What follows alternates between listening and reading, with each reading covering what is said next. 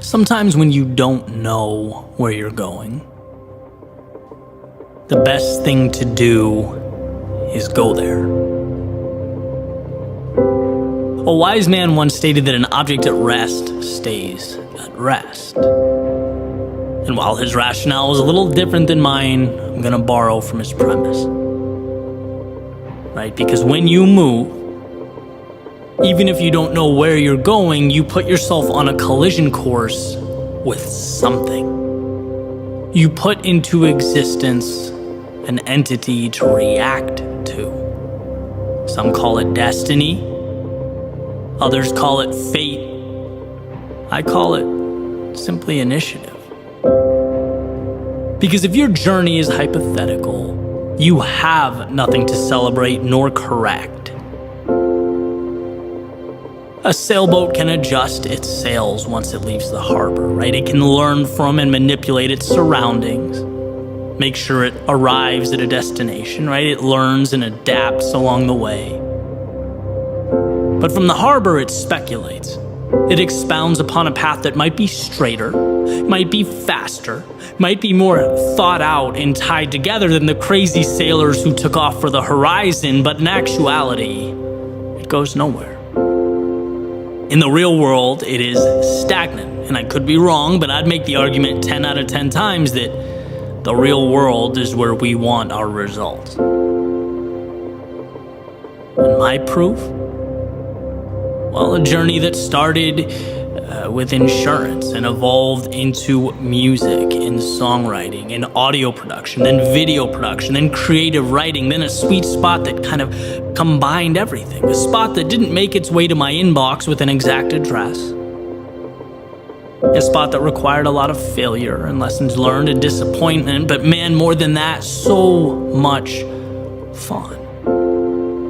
Right, my proof is sitting down right now in real time, letting my fingers create a bridge from nothing to something of value.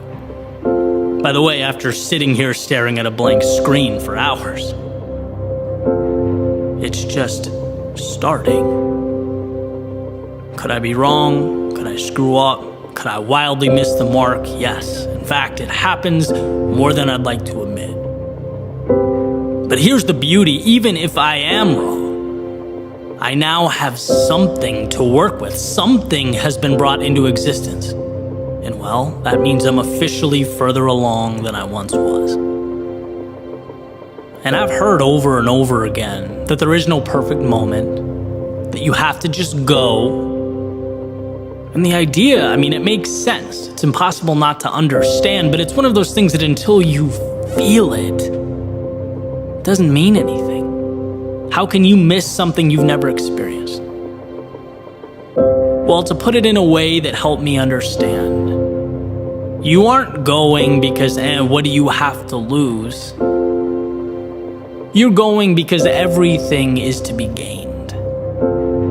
The answers that you pick up along the way, like the little coins you pick up in Super Mario, right? You have to start collecting pieces of a puzzle that you can then arrange. I truly believe that one of the most important ideas we need to hold on to moving forward is personal agency, self-belief. And I say that because I feel like I'm watching it slip. There are cases where we literally don't know or understand that it's within our own ability and control to change our lives. No person or group or letter in the mail is going to come along and green light your idea. In fact, you might not even really know what your idea means or how it will look. And that's not only okay, it's amazing. It's the marble that you get to chisel away at to create something. See, life is not the perfect execution of a plan. Life is the courage to make your way into a world that no one really understands or knows anything about. And I'm not talking physics or biology or quantum mechanics. I'm talking about the real life that is emergent from those areas of study, right? There is no perfect formula for happiness. But it will always be true that immobility or standing still is antithetical to progress. And there is plenty of data that supports the idea progress equals happiness. We want to move towards something. So that's what this is about, right? Here's to not being scared of what we don't know. Because somewhere in the realm of what we don't know exists what we need most. So yeah, stop waiting for the perfect moment. And yes, begin. But not because it's an ultimatum.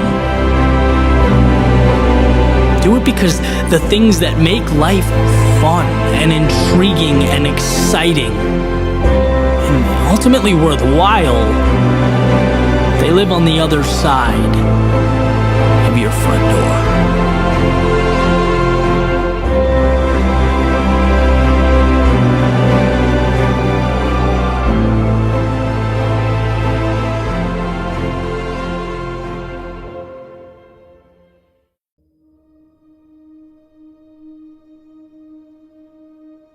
Lead yourself first.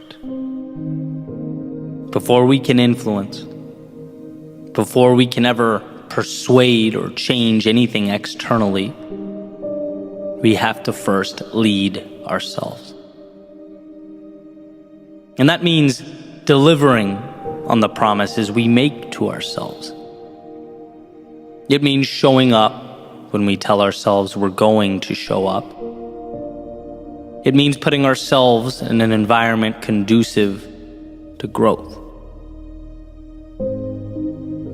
There's an old metaphor from Wayne Dyer about an orange, where he essentially says that it doesn't matter what you do to an orange. It doesn't matter how hard you squeeze it, or how many you have, or how you manipulate it.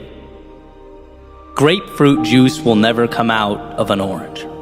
Right? Only orange juice can be emitted, and similarly, we can never give or contribute what we do not have inside ourselves. We can't expect our lives to look like anything other than a culmination of the tiny actions, steps, and decisions we make on a daily basis. The external world is a product of the internal world. And the internal world is not realized until we learn to rule over ourselves and our lives with conviction. You can break this down in many different ways. Right? Jocko Willink says discipline equals freedom. John Maxwell talks about a leadership lid, where success levels can never exceed leadership capability. And sure, it applies to teams, but it also applies to self-leadership. Are you searching for and committing to the little hinges in your life that, as W. Clement Stone says, swing big doors, that make the difference? Are you taking responsibility for your shortcomings like leaders do? Are you learning to trust yourself? Are you seeing past the trap of perfection and committing to progress? Are you taking the little things seriously? Because at the end of the day, all things are comprised of little things and only little things. The bottom line is that we master nothing until we master ourselves. Trust ourselves. The bottom line is that we win when we lead ourselves. Hold ourselves accountable for the little things that matter, even when it hurts or we're tired. Even though no one's going to come up and reprimand us for falling short. Right? There are often no visible consequences when we let ourselves down. So let's manufacture that urgency. If you promised yourself you'd get up when that alarm clock goes off, it becomes no longer optional. If you promised yourself you'd go down the road that scares you, it becomes no longer one road of many, it is now the only road. Even though it may be scary or intimidating, it's the darkness that must be confronted. You are more powerful than you know, you are more capable than you understand, but you must lead yourself to your potential. Those little things matter. And so while the temptation is to brush them off as insignificant, While the rest of the world ebbs and flows through life like jellyfish with the tide, your superpower will be to see, harness, and multiply those little decisions like they are gold. Your strength is that when it's easier to run, you'll be the one that instead stands up and leads yourself to greatness.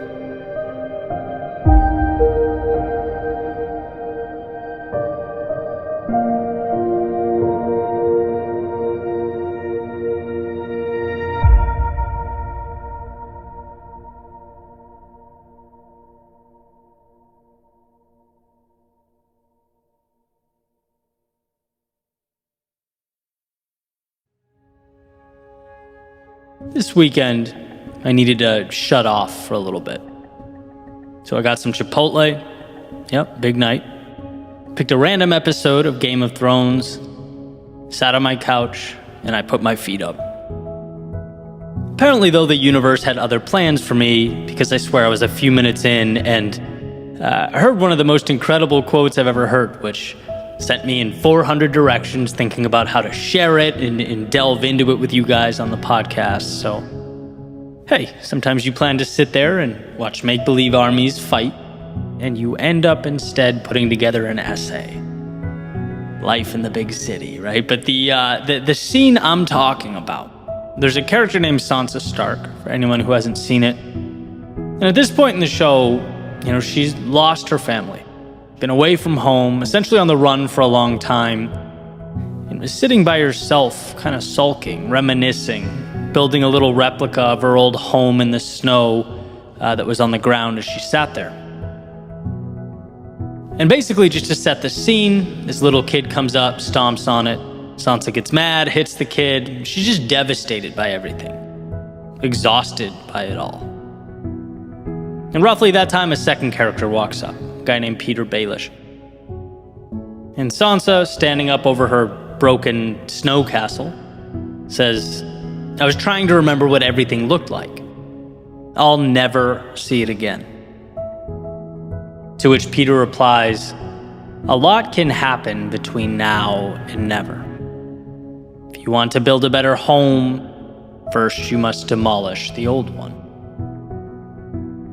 He's implying that Sansa might think she wants to go home, but home is essentially gone. That place she knew, that place she wants to go back to, it's destroyed. The people she loved are no longer there. She thinks she wants to go back to that place because she's lost and scared and alone, and the human condition is always to return to the comfort of what we left, to recapture that feeling of clarity. But to truly find herself, what she needs to do is destroy that version of home and build a new one. To start again, to become something worthy of a new home, one that's more conducive to life now. Which is her character arc for the rest of the show, right? Slowly evolving into that person. See, life is this interesting cycle of dying and being born again. Of leaving old things behind in order to build a new. The old you can only give what the old you always gave. So when life demands more of us, we have a real problem on our hands. What you knew is now insufficient. It's not enough. Sure, it was enough yesterday, but today is a different story. And we're always put in this situation, where the road before us is asking more of us than we've ever given. It demands more than we know how to accommodate. This is when it becomes very easy to misdiagnose home. To think the answer is behind us, what we need is buried beneath what was. When in reality, what was is no longer sufficient. What we really need is to set the past ablaze in order to create space for what must be brought to life. Home is an evolution, a cycle. As our world changes, we evolve right along with it. As old beliefs fall, new ones are built. As the old way is lost, a new way is found. By clinging to old, you sentence yourself to the never Sansa was so adamant about, at the expense of the infinite abundance and opportunity that's out there. It's worth noting that the phoenix does not descend from the clear blue sky. He rises from the ashes. It's after the old world falls that the new one emerges.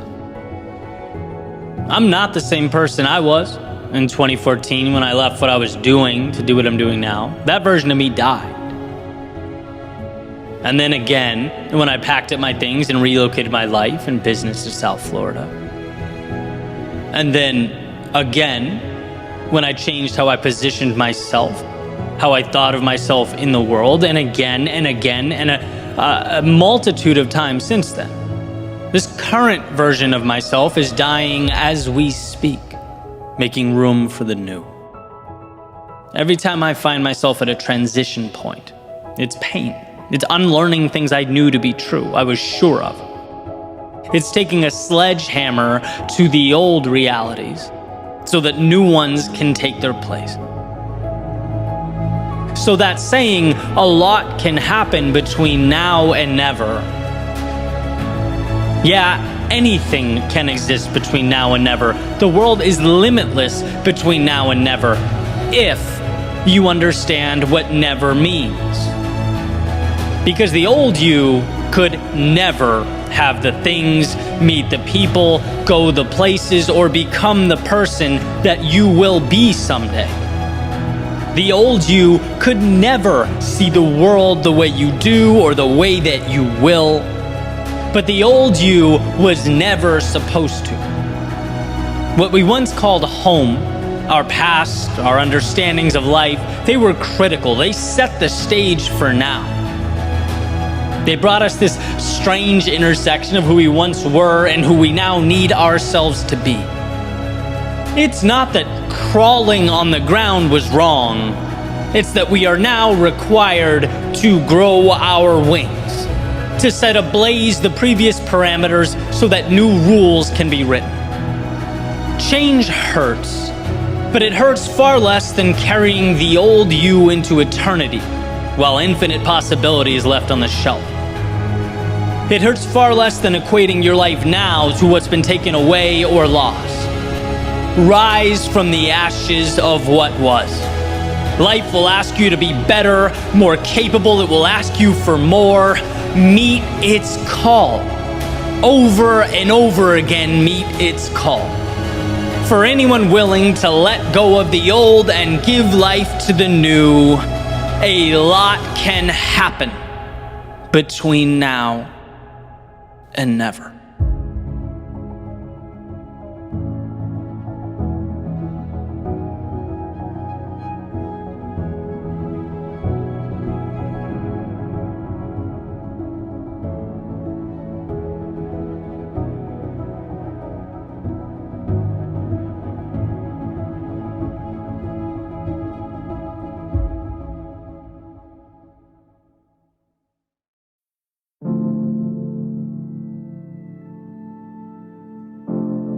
Around 2011, I hurt my left arm and had to get surgery.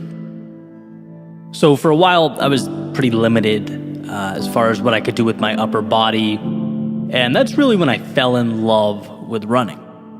I started doing it almost every day. Sometimes those long runs outside, clear my mind, sort of reset a little bit.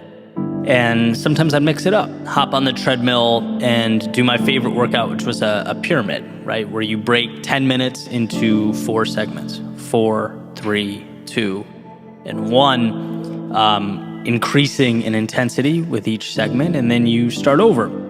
And that's where this whole idea comes from. It's this treadmill workout that I want to talk about, because there's a little ritual I picked up that I still implement to this day, and it was simple.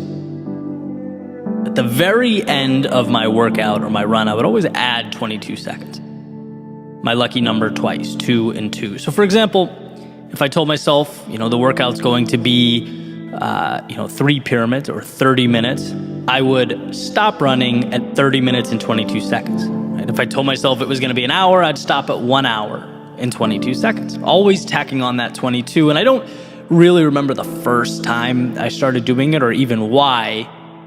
But like so many things, that 22-second period organically became a habit.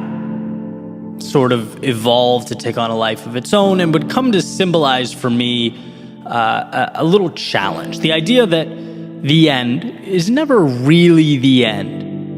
And no matter how tired I was or how bad I wanted to stop, especially when you can see that finish line in reach, I could always squeeze out a little more.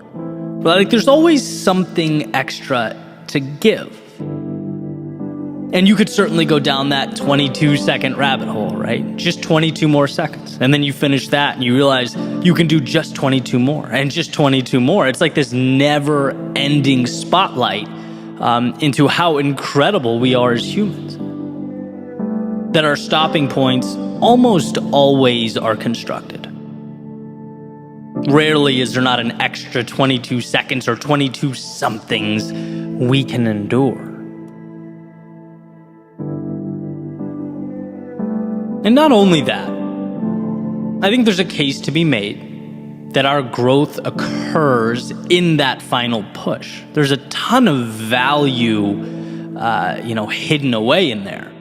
The stretching of the mind and body, the last rep that breaks down the muscle, the last few seconds of that run that force the lungs to work their hardest, exhausting that last bit of energy and focus, studying for an exam. Maybe that's where you confirm your comprehension and understanding of the subject matter. It's like when we are pushing ourselves just outside the limits we drew up, we are simultaneously expanding those limits.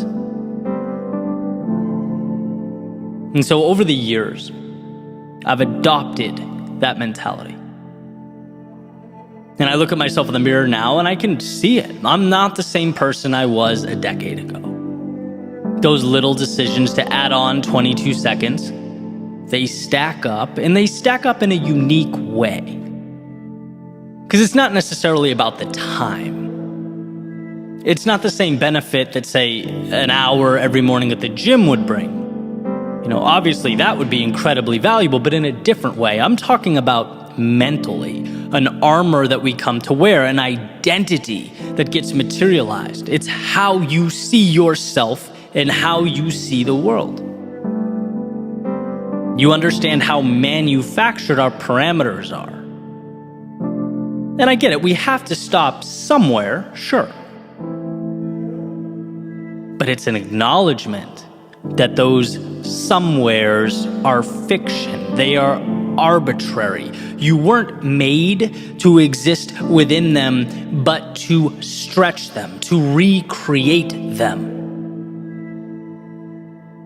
And that's an endeavor that is always uncomfortable, but as far as I can tell, always worth it. The strength to go a little bit further than initially intended or designed is what will place you in a league of your own. And that's where I wanted to start, by bringing attention to the idea that there's always an extra 22 seconds, and you are always capable of obtaining it. That is yours. Whether you choose to see it or not, it's an option. It's always an option. Which sort of connects us to my next thought. If I know that's who I am, someone that fights for that 22 seconds, if I know that's what I'm capable of, and that's what lights me up, what about those times in my life when I had no desire to reach for the extra 22? Because sitting here, I can think of plenty. I can think of times when there was dissonance between my identity and my actions. Here's a quick story, right? This was a shift in my life and my understanding of reaching for that little bit more, right? When people ask me about my process, right? What I'm building or where I see myself in X number of years, I tell them I'm playing the long game, right? Like I'll sacrifice some short-term wins now to continue forward with a plan that I believe wholeheartedly will transform from linear to exponential, right? It's like Gary Vee's motto, you're young, you have time. And impact is not about succeeding at 34, it's about flourishing at 45 and 55 and 65 and 75. Like that's fun to me. That's the exciting game to play. And it's methodical. The challenge is, as you're locked into this big picture plan, you have to pass a lot of shiny objects along the way. A lot of, hey, look at them over there. Maybe I should be doing that too. That worked for her. Will it work for me? Right? Sometimes you forget to trust yourself and stay the course. And so a few years ago, I felt this pressure to pivot, to adjust focus. Right? I'd been, talking with some mentors of mine who were, very successful in their individual fields and passions. And I thought, hey, you know what? It's time for me to start focusing less on the craft and more on monetizing the craft, right? The dinero side of things, which is great and it's healthy, but here's the catch.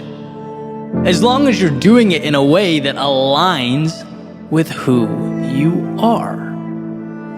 And so a few months go by and I found myself living in this overly sized and priced condo on the beach that I was going to use to impress clients, making products that didn't excite me, talking to people I didn't really want to be talking to, living a life that was not my own. I'd lost myself, right? My love is storytelling. It's capturing life's seemingly overlooked secrets. That's what I get excited about in the morning. That's the value I want to share with the world. And look, money is important. It's necessary. It's freedom. But for me, it can't be about the money or I lose the drive, right? And here's the point I'm making where it all comes together. What I found is that when you're a stranger in your own body, there's almost no incentive to push for that little extra. It's like, who cares about fighting for 22 seconds? I'm so misaligned, I don't even want to be here, right? That is the red flag. That's the indicator that it's time to adjust. Because if I'm someone who wants more, who pursues and acquires more, and I don't feel the urge to do so, it's time to change. And I broke the lease, put everything I had in a car, went on a little 3-month excursion, realigned. Right? If I'm not willing to suffer through that little extra, to go above and beyond, it's not for me. And so that's a big example, but it obviously manifests in smaller ways as well.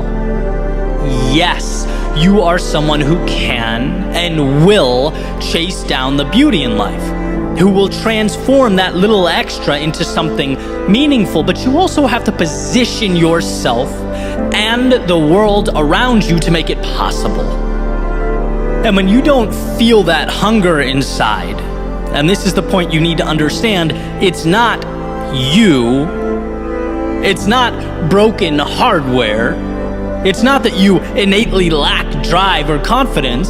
It's that you need to rearrange the scenario. You need to find alignment.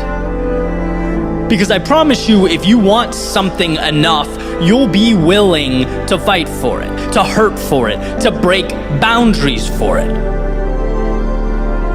But you must first make sure that you're pointed at something you want, something that moves you. And here's the part where I remind you of all those things you've already overcome in your life. Of all the times you thought your tank was empty, but you found a way. All the times you were hurting, but kept moving. All the times you were broken, but put yourself back together. We are not told in school or at work how resilient we are. We're not told that we often stop thousands of 22-second periods short. We aren't told that we're living at a 30% capacity, operating at a fraction of our potential. We don't even realize the little miracles we've created along the way. A strong purpose and a willingness to stretch yourself as you pursue it will change your life. And that's not hyperbole, that is fact.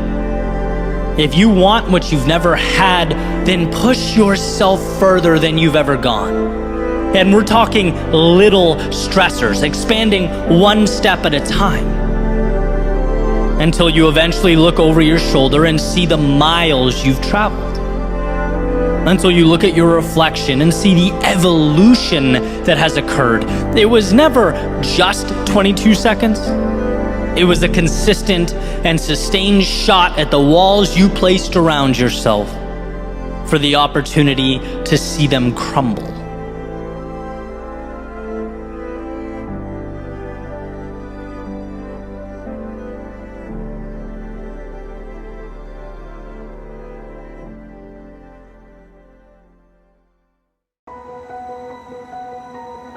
When you look at erosion, like, say, dunes on a beach, what you see is something giving itself away little by little, deteriorating.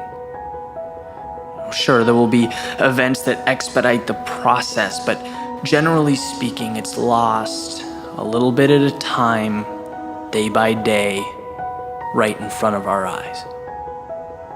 Until the time comes when we realize that what we have is no longer recognizable. It's sort of redefined. And I think in a lot of ways, we find ourselves in a similar situation.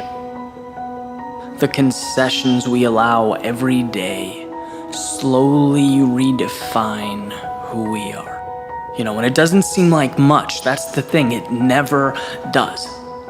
Quietly detaching from what you believe, taking on an identity that doesn't quite align with who you are, doing things, being places that causes something in your gut to protest, toning down the color in your life so that you blend in. Right? These are not epic, monumental decisions. It's the drawn-out erosion of what makes you who you are. It's the chipping away of what makes you spectacular. See, the idea that now isn't permanent, so I'll just suck it up now. What's the big deal? I'll just settle for now. Let me tell you, if that's your rationale, you're forgetting how easily tomorrow becomes never and now becomes forever. We operate under an illusion that things will become easier, that change will be less strenuous down the road. We'll make things right, get back on track, be happy then. But the harsh reality is that things don't get easier than they are at the present moment. It's quite the opposite. And to disregard or ignore this is to let yourself wither away at the hands of procrastination. If you're planning to wait for that, get comfortable. And see, conceding day in and day out, it alters your understanding of who you are and what you're capable of. Our actions reinforce our beliefs. Imagine a straight line, a simple straight line drawn on a piece of paper, right? You're in the middle. And on one end is who you are, in your heart, in your soul, and on the other end is everything you're not. Every time you sacrifice your principle, your beliefs, every time you say, that's not me, but fine, that's not where I want to be, but okay, it's only temporary, you take a little step toward what you're not. And another step, and one day you look in the mirror and you have no clue who's looking back at you. Because you've conceded one small decision at a time, you've given away your sense of purpose. Sure, the situation is difficult, but the best things in life are the things that are not easy. You have to fight for those things. You have to stand up in the face of struggle, adversity, the narrative that others want to write for you. We stay within guidelines because we think the outside is scary. No, what's inside is scary. What's outside is what you need. And when you stop banking on the anticipated miracles of tomorrow and manage the reality of today, you succeed. It's life's greatest test.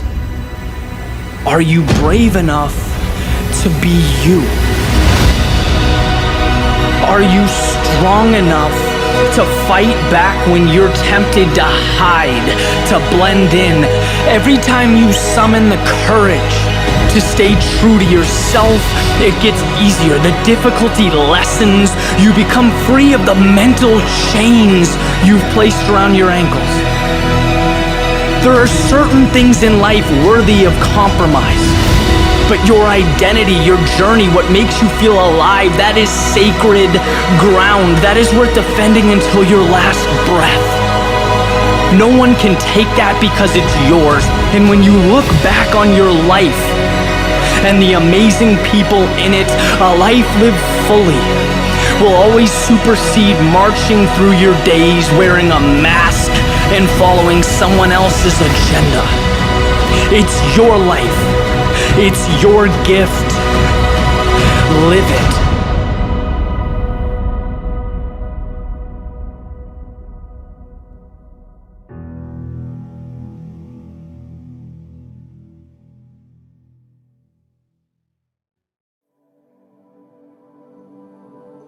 One of the more powerful realizations I've had, both in business and life overall, is that what we do to win today and what we do to position ourselves to win tomorrow, they're often very different things.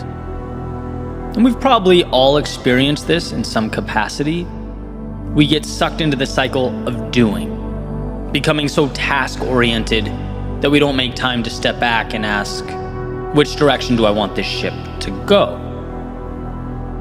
Because sure, we have to keep it afloat, and we have to keep it afloat now. But also, we have to navigate. The ship's role isn't solely to float, right? It's a transportation mechanism, a vehicle. Where are we going? And so the question becomes, how do we balance the two? I came across an awesome book by Lee Benson called Your Most Important Number. And I'm about halfway through, but already finding a ton of value that I'll be sharing in the future, primarily around positioning your business for success. And one of the first things the book discusses is the difference between what Lee calls eating and dreaming. Eating being the things we need to do now, to take care of matters that are essential for today, the things that need to get done. So using the same metaphor, actions to keep that boat afloat. And then there's the dreaming, which is essentially doing things now that help position the organization for success in the future, down the road. It's asking, what can I do today that will ensure we are winning tomorrow? So boat metaphor, it's planning for storms that may arise later in the journey. It's analyzing the best destinations and charting the course. And here's what really struck me. Lee suggests, based on his consulting, that ideally leaders should be, I believe the number was 80% dreaming and 20% eating. So yeah, doing what has to be done today, obviously, but largely focused on positioning the organization and themselves for success in the days to come. And what he's found is that very often out in the world, that ratio is flipped. People are so consumed by the day-to-day that the future takes a back seat to the nuance and the quote-unquote putting out fires of the present moment. We're spending 80% of our time eating. Now, like most things, this is not one size fits all. Say frontline manager at a factory is not going to be 80% dreaming and 20% eating. Their task requirements are different. But the point remains, it's imperative that we, in some capacity, utilize our resources now to look ahead. I don't know if I've ever told this story, but I always joke around with my brother about it. When we were kids in Southern California, we'd have these basically battles on the beach, right? Where we'd go down to the hard sand right in front of the water, and we'd each build these little wall/fort type things, maybe 20 feet apart from each other. This is like emulating World War I type stuff. And then we'd make cannonballs out of sand and just throw the sand at each other, right? So in a way, this is a perfect metaphor because we would always be juggling, on one hand, building the fort that would protect us from the other person, so dreaming. And then on the other hand, I mean, those things hurt, right? We'd have to, in real time, be dodging incoming sand simultaneously to building that wall, right? So, the eating. And he's a bit younger than me, so admittedly, this wasn't really fair. But regardless, he would get so consumed with throwing sand that his wall would be really cheaply made. At the beginning, I'd be trying to make this really solid base foundation, and he would just be pelting me with this stuff, and it was brutal. But as time went on, I'd build that wall higher and higher. Eventually, it would be lights out for him. He'd have nothing to hide behind. The young buck was doing, let's say, way less than 80% dreaming. And so I'm no longer building castles in the sand.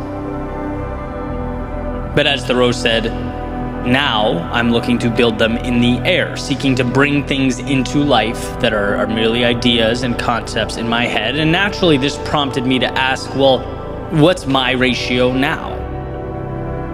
Because it sure feels like I'm doing a lot of eating. It sure feels like I spend a lot of time every day, dodging Mikey P's incoming sand cannonballs, right? Things are going to be different tomorrow than they are today. And to truly win, we need to be asking ourselves, how do we build that bridge from the present to the future? How do we lay out stepping stones that will allow an evolution in what we're doing? And I'm thinking, if my day's 95% consumed with eating type tasks, then I need to figure things out here, right? Is it automate? Is it eliminate? Is it delegate? It's something, because the ship needs to be more effectively captained. And I love these epiphanies. Just a change in mindset that can completely redirect one's entire trajectory. And it's funny, I was having a conversation earlier today with a friend about scaling and impact and growth. Another person I love to throw ideas back and forth to. And he asked me, well, Eddie, what are some of the ways your world within could make money? And I was like, oh, it's easy, right? And so I laid it all out in great detail, the ins and outs. And he says, that's awesome. But that's not the question I asked you.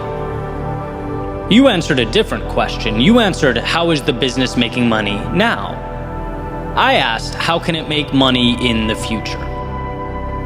Boom, another epiphany. One of those instances where you catch yourself thinking small.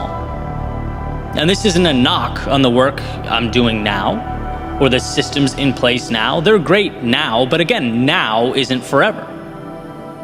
If you have plans to add more value and create more impact, build more things, that has to be baked into your time and resource allocation. We all have to eat because we don't want to starve, but we also have to dream.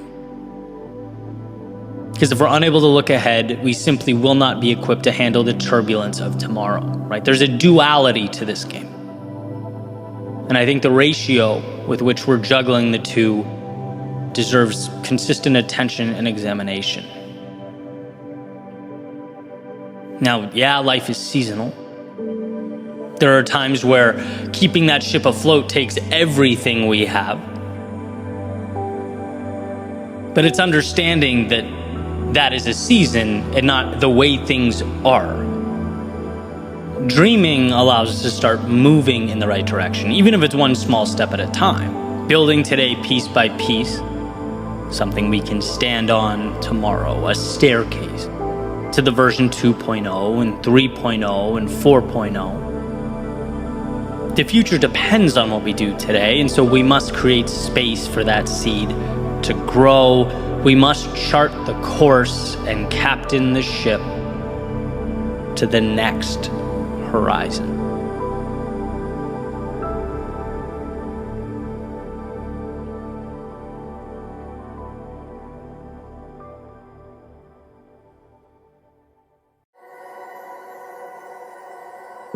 What you look for in life tends to be what you find.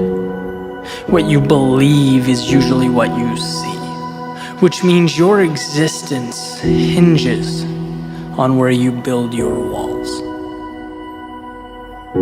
And part of the reason stories, music, movies, they move us is because we're allowed, even if it's for a short period of time, to change our parameters on these things, to let the mind navigate through a world without any limitation. When you think about it, we never fast forward through a movie so that we can quickly check off the box and complete it. Right? We never rush through to move on to the sequel. No, we want to experience it.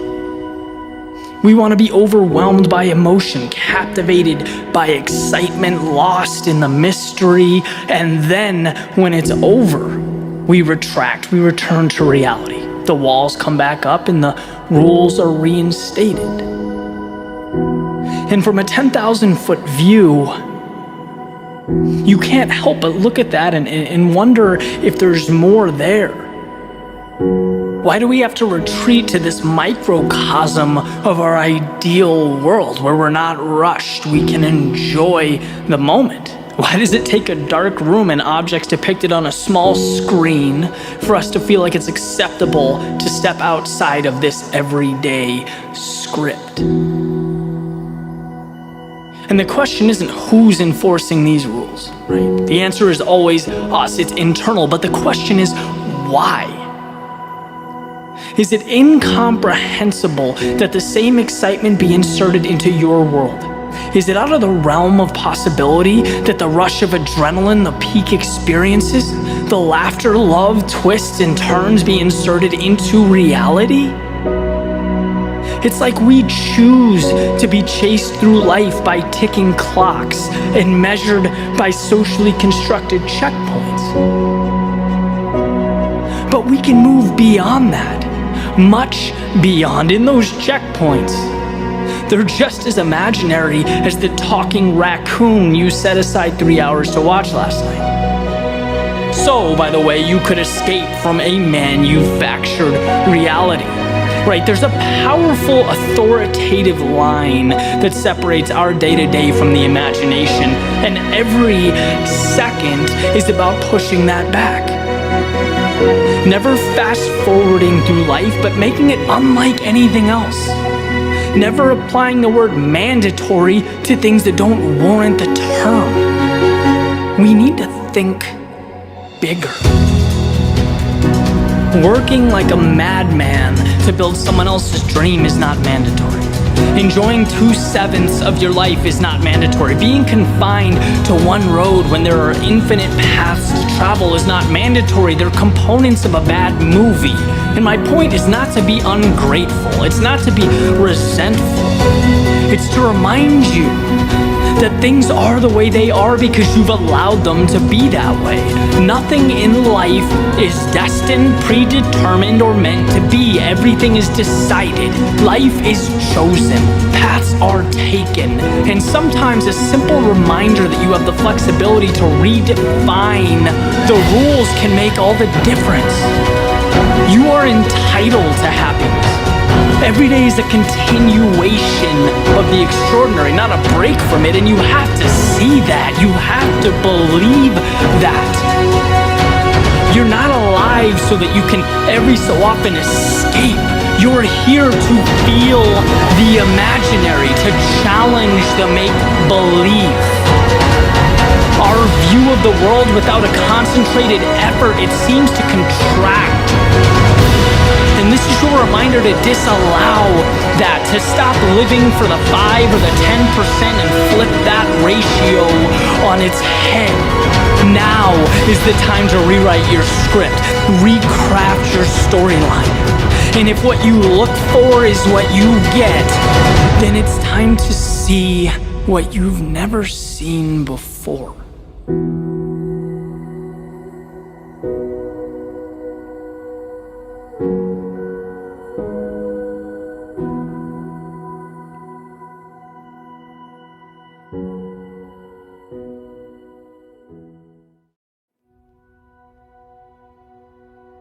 You know, one of the hardest things to do is to walk away from a situation that's just okay.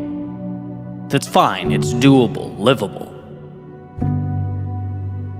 There's an idea that the enemy of great isn't its inverse. The enemy of great is not average or insignificant or, throw in any similar word. No, the enemy of great is good. Why? Because it's incredibly easy to rationalize good. It's incredibly easy to sit back and tell yourself, hey, things aren't currently broken, so why touch them? Leave it alone. That's why it's a dangerous place to be. Comfort doesn't, on its own, initiate action or evolution. There has to be some sort of stressor to ignite the flame. And I'll get a response, every now and then, truly in good faith, asking, well, what's wrong with average? Why can't I just be? Not everyone can be LeBron James or Adele or Denzel Washington. Eddie, this convo sends people down a path of false hope. Well, hear me out, because I'm certainly not saying everyone can be LeBron James. But they can most definitely be LeBron James in their own world. And instead are settling for some sort of bench role. I'm not saying if you're not a movie star making $20 million a film, you've lost. I'm merely pointing out that perhaps you haven't even found the courage to star in your own movie, the one that is your life. And I can't speak for every human being on the planet here, but I most certainly can speak for myself. The easiest thing for me, the temptation I always find myself grappling with, is the temptation to stay where I am. To accept things as they are, pass change off as something that's just a little bit out of my control. That's what my lizard brain always seems to want.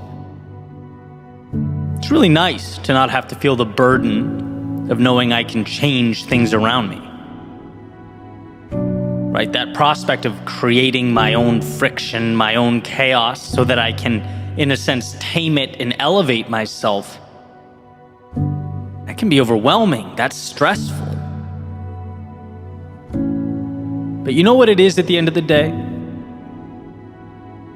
It's thrilling. It's meaningful. And it may have taken me years to understand, but I'd trade a safe life for a meaningful one any day. It was my coming to understand that statistically, we should not be here. The odds are so small that you're alive listening to this, that the word improbability doesn't do it justice. It's a miracle in every sense of the word. And so, what do we do about that? How do you explain a feeling? How do you explain the cost of not going? Of fewer sunrises, less laughter, untapped creativity, unwalked paths, journeys never started? You can't. Which is why you have to go. Good is not detrimental because it's insufficient. It's detrimental because it gives you just enough to make stepping out into the world feel illogical. It's a warm blanket keeping you comfortable enough to forfeit that feeling you truly crave. And I hope it's clear, my take in this is not that we aren't enough. It's that we have to be reminded that our biological compass points towards survival. And survival is a game of stagnation. Our souls, on the other hand, they need to run. To seek out the magnificence of life. And the more times we can be tapped on the shoulder and reminded of this, the better. See, I don't dream of new horizons because I'm ungrateful. I've learned to chase them down because I'm so grateful that I refuse to forfeit the gift. To leave my curiosity packaged and confined, I want to bask in life's abundance before my time here is up. And that's just it. That's the whole point. The friction between the knowing and the doing. Making that happen, physically bringing yourself there. It's not an easy thing. Certainly not as easy as putting your feet up and rationalizing the status quo. It's why I listen to voices that inspire me, read stories that teach me, I talk to people who lift me up. Going is harder than staying.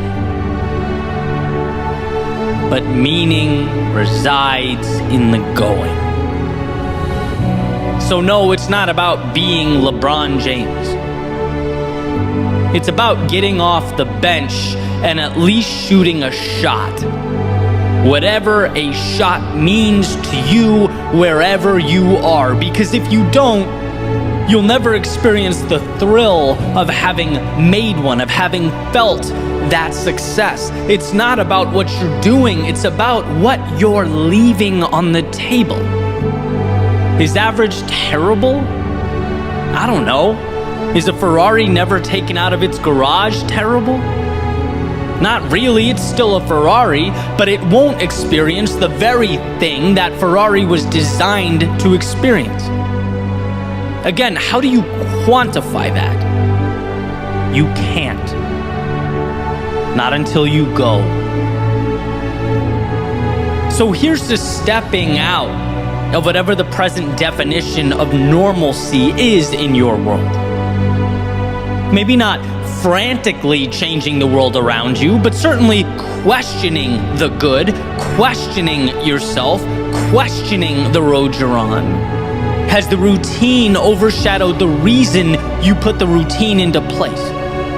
Has the way things are come to outweigh the way you'd like them to be? Has good become a distraction, misdirecting you away from both life's brilliance and your own?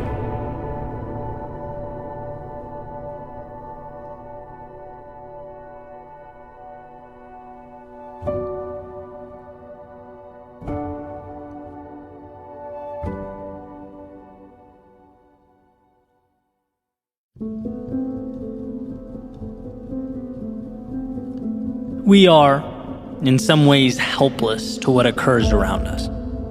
There are things that are beyond our control. But the gift we possess, our power, if you will, is the ability to determine what we let in, how we internalize the externalities. We are responsible for being the gatekeepers of our minds, protectors of our worlds. There's a little saying that I aim to live by. It's incredibly simple. Basically, the idea is, if something is not a net positive on your life, start working to eliminate it. If there's a person that is draining, creating more negative than positive, then they don't deserve to be in your world. Stop letting them in.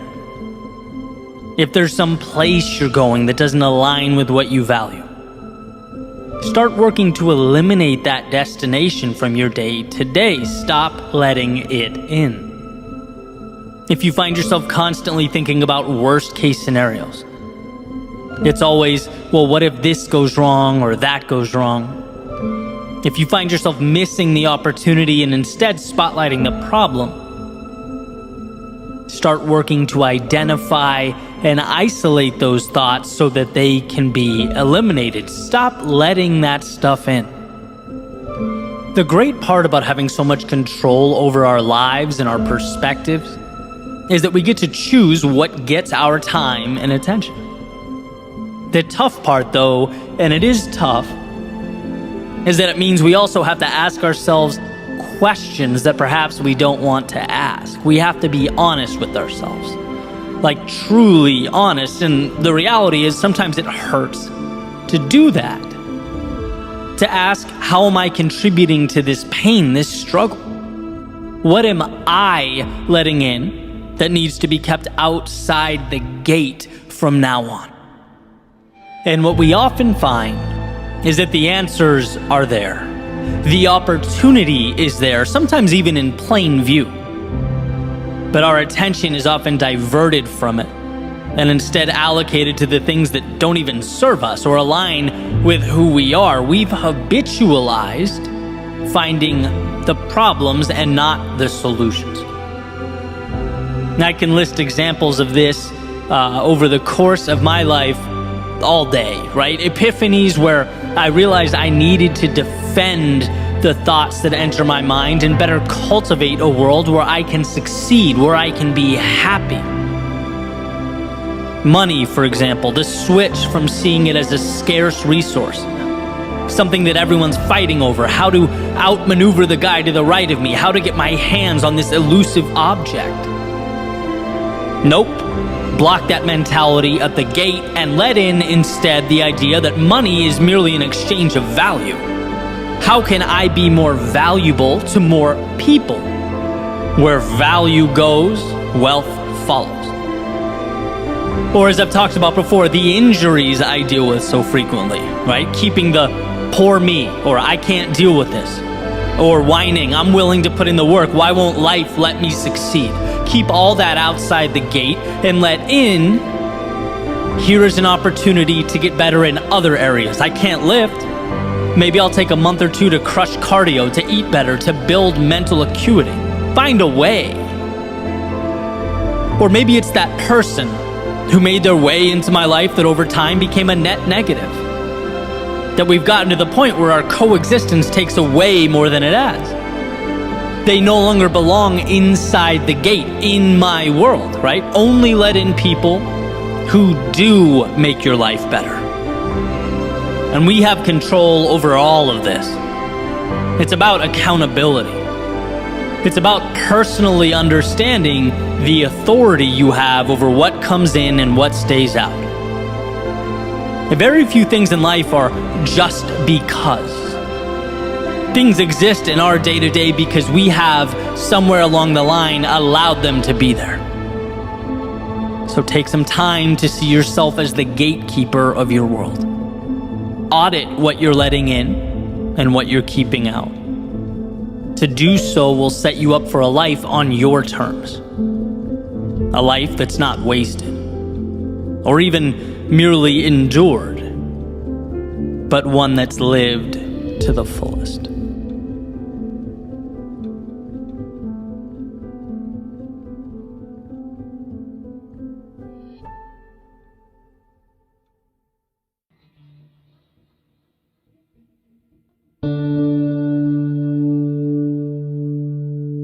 We all enjoy the prospect of perfection. And everyone has an ideal outcome. We all make plans. But very rarely do they unfold as they were drawn up. Why? Well, because life is predictably unpredictable. It's mysterious. Yet for some reason, we march on toward the acquisition of a flawless existence. Scared of anything but an undamaged, untarnished, immaculate reflection staring back at us in the mirror. But in the real world, our happiness, contentment, growth, progress, they're not a product of perfection. They're built from the imperfections that we collect along the way. The trials, the tribulations.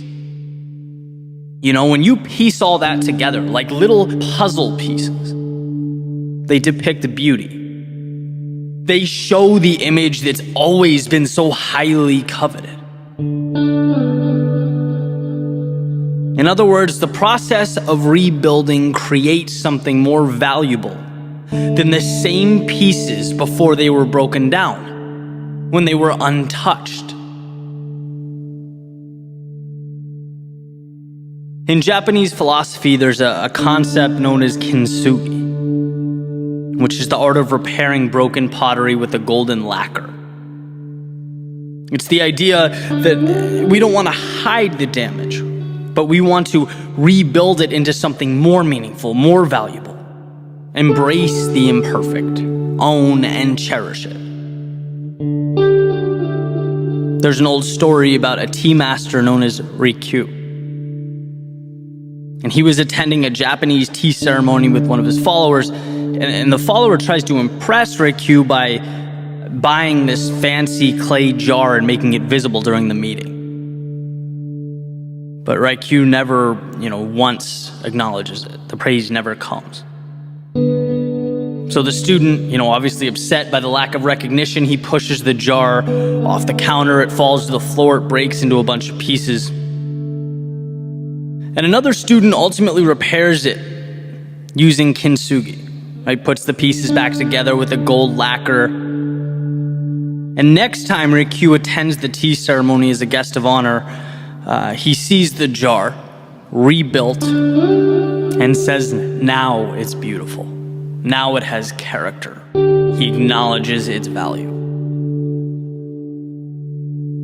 And this story reminds us about the myth of perfection. Right? Life's not about dodging and avoiding the difficulty. It's about facing it head on. Because when we come out on the other side, we transform into something that was previously unobtainable and rise to a world beyond imagination. See, we change not by running around life's obstacles, but by running directly through them. Like a muscle being repeatedly broken down and built back up, the pain, the exhausted energy is the vehicle. The micro creates the macro. The difficult becomes the exceptional. We need the very things we're inclined to avoid. Our shortcomings, they not only precede and establish our greatness, they are our greatness. Being broken is not a tragedy, it is a step along the way. It's the beginning of something new, a launching pad, a chance to be better than you have ever been. Because look, here's the reality. If your status quo has never been shaken at its foundation, if you've never stopped and questioned the way things are, reality as it is, if you don't take risks, there will be no fragments to take and rebuild. You won't have the tools or capacity to change the world around you. And that is the thing of note. Beauty is not fearing the rebuild, it is the rebuild. It's not feeling sorry or hopeless, but hopeful. Seeing your situation for what it is, an opportunity. It is what you need, a blank canvas, your chance to make art while redrawing creative boundaries. If perfect is the goal, why take the step? Why take the chance? Why risk messing things up? It's never been about perfect. It's about picking up the pieces and rising again.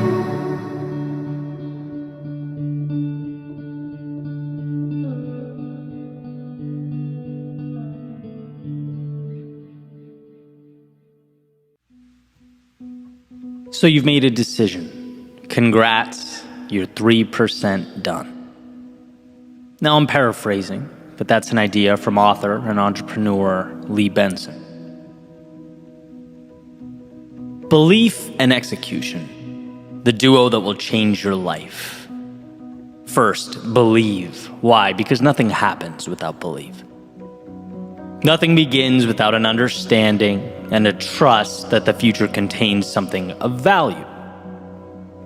That the seeds of discomfort being planted will bear fruit.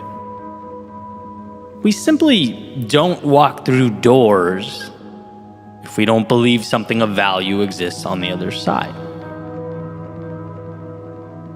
And then there's execution, the doing. Congrats, you gave yourself permission to begin. That was a big step, right? But now you have to deal with life, and life, my friends, is no picnic. It's in the doing that success is either obtained or not, that a new reality is birthed or not. In the book, Your Most Important Number, Lee Benson has said, "So you've made a decision. Congrats, you're 3% done." Why? Because, well, now comes the implementation, the execution. Now the feet are on the ground and the wheels, the road. And we must transform the thoughts into things. Thinking can be so much more convenient than doing. Execution is trying things. It's recognizing the attempts that didn't work. It's moving forward only to realize wrong path or wrong approach. Or maybe what's required of you is not yet something you're capable of producing, and so you must evolve. It's seeing setbacks as data points. It's understanding that to not know is okay because we collect our answers as we go. It's seeing the journey as an experiment, one in which we seek to understand ourselves and the world. There is so much contained in that 97%. To write your own ending storybook. An infinite number of paths and outcomes, but ultimately only discoverable by you. And I think that's one of the most beautiful things about life. And once you give yourself permission to walk a certain path, once you believe in something greater than the world as it currently exists, you become an artist, painting something that was not there before, using the highs as little benchmarks to remind you why you started to begin with when your landscape becomes gray. It's using the lows as fuel that turns the ordinary into extraordinary, that slingshots the old you to the new you, adding brightness and vibrance to the overall scene. You're encapsulating all of it as you move through that great unknown, as you push further and further into the abyss. You're playing the role of maker. Not because you knew how it would all turn out, but because you didn't, and still you executed. Recently in an interview, I heard Alex Hormozy, a now accomplished entrepreneur in his own right, talking about some of his failings, consulting gyms in the fitness industry, the moment when things went south. And he lost it all. Now, for a moment, he thought he had. Money, assets, and perhaps even the pride gone. But came to learn that money and those assets, they are lagging indicators. They aren't the value that's obtained. The value is who you become. The value is learning how to be someone who can obtain those things in the first place. It's emerging from the old restriction and limitation, the old narratives. Because that cannot be taken away. When we execute, we're making ourselves something we otherwise could never have become. And so Alex learned that what he lost was insignificant compared to what he gained. And why is this such a common theme? With industry leaders, folks speaking on their accomplishments, I think the answer is simple, because you don't get there without the doing and the execution. And if to execute means to step forward without having all the answers, after all, we are only human, life will humble us. Excellence must be a game of trial and error.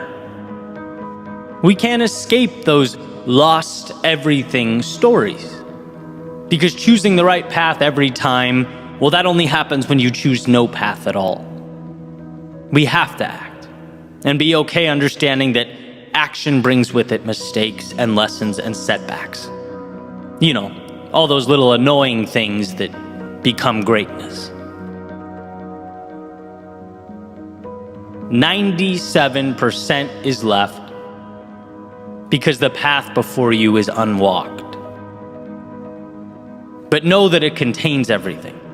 everything you need. So believe it. Decide. Because nothing starts without that initial 3%. But nothing changes without the subsequent 97. That's where we are shaped. And when you come face to face with the inevitable adversity, know that life might take the material gains. It might demand a price you deem to be steep. It might collect as a toll assets you've been accumulating along the way. But it can't take what you know or who you've become. And that is why you execute. To build the world around you, yes, but most importantly, to build yourself into someone who can thrive in such an environment. It's in doing that the man is built.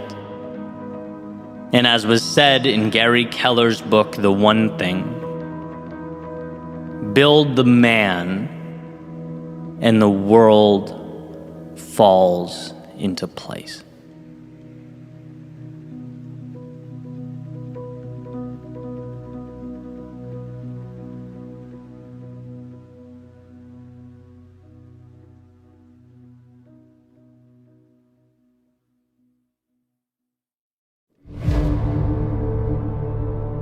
Les Brown has said, "You don't get what you want in life, you get who you are." If you put the man together, the world responds. You build yourself up, evolve, life around you will transform. Someone once asked me on a podcast episode about imposter syndrome, why I think it's actually a very positive thing. And my thinking is, imposter syndrome is a sign that you're in an arena somewhat foreign to you. You're trying something new, playing the student. Anytime you do that, of course you're going to feel out of place. You have to. You don't grow without putting yourself in an environment in which growth is possible. We have to shake up the old in order to create the new, and it's that process, to Les Brown's point, that makes us who we are. It creates our reality. Jim Rohn has said something similar in that it's not what we have, it's what we become. Having something is one thing, sure. But building yourself up to be someone who can repeatedly go out and get that thing over and over and over again, well, that's something different altogether. Are you willing to be that vulnerable? To start on the ground floor and work your way up? Because here's the deal. There have been many times where I knew I had to be more than I've ever been in order to obtain something I've never had. And if I aim to live life to the fullest, and I do, realizations like this will only continue. Everyone knows it's painful when there's a delta that exists between what you want and what you're currently capable of having or acquiring. That's a tough realization. And what epiphanies like that tend to do is leave you with a few options, right? You can run away or get better. You can surrender and find something lesser, or become worthy of that thing you want. Talk about a difficult conversation with yourself. Acknowledging that you're currently not where you need to be. The ego does not like that. It's uncomfortable. That's why so many people raise the white flag and run. It can be much easier to shake your fist at the world around you than it is to delve into the one within you. Joseph Campbell has said, the hero's journey is inside you. Throw off the veils and open the mystery of yourself. Close your eyes and imagine a world where you aren't scared to go after what you want. To grow along with your dreams, your goals, aspirations, where you walk directly into that space your curiosity is begging you to explore. where you condition yourself to depersonalize the criticism and failure and instead focus on the becoming. That's not some crazy proposition. You're not being asked to go perform some miracle. It's simply about giving yourself permission to evolve into what you can become, allowing water to nourish the seed that is your soul. When you look around you and feel the very human thought that is, I wish something about this was different, I challenge you to be courageous enough to point in and ask, how can I make it so? How can I level up and become the type of person that has X, that gives Y, that experiences Z? You are capable of filling that gap. Again, not a negotiation with the world, but an agreement with yourself to accept more discomfort in your life in exchange for the upside that comes with it. There's something to the saying, don't wish it were different, wish you were better. Because again, it places power and control in your hands to evolve and make it reality. It's crazy to me how easy it is, and because of that, how many people complain about something their entire lives without owning the change. Becoming the person who lives differently, sees differently, feels differently, it's all there. You get in life who you are. And how incredible that who you are never ends. It's limitless. And if you're willing to push, to grow and change, it is your ticket to the ride of a lifetime.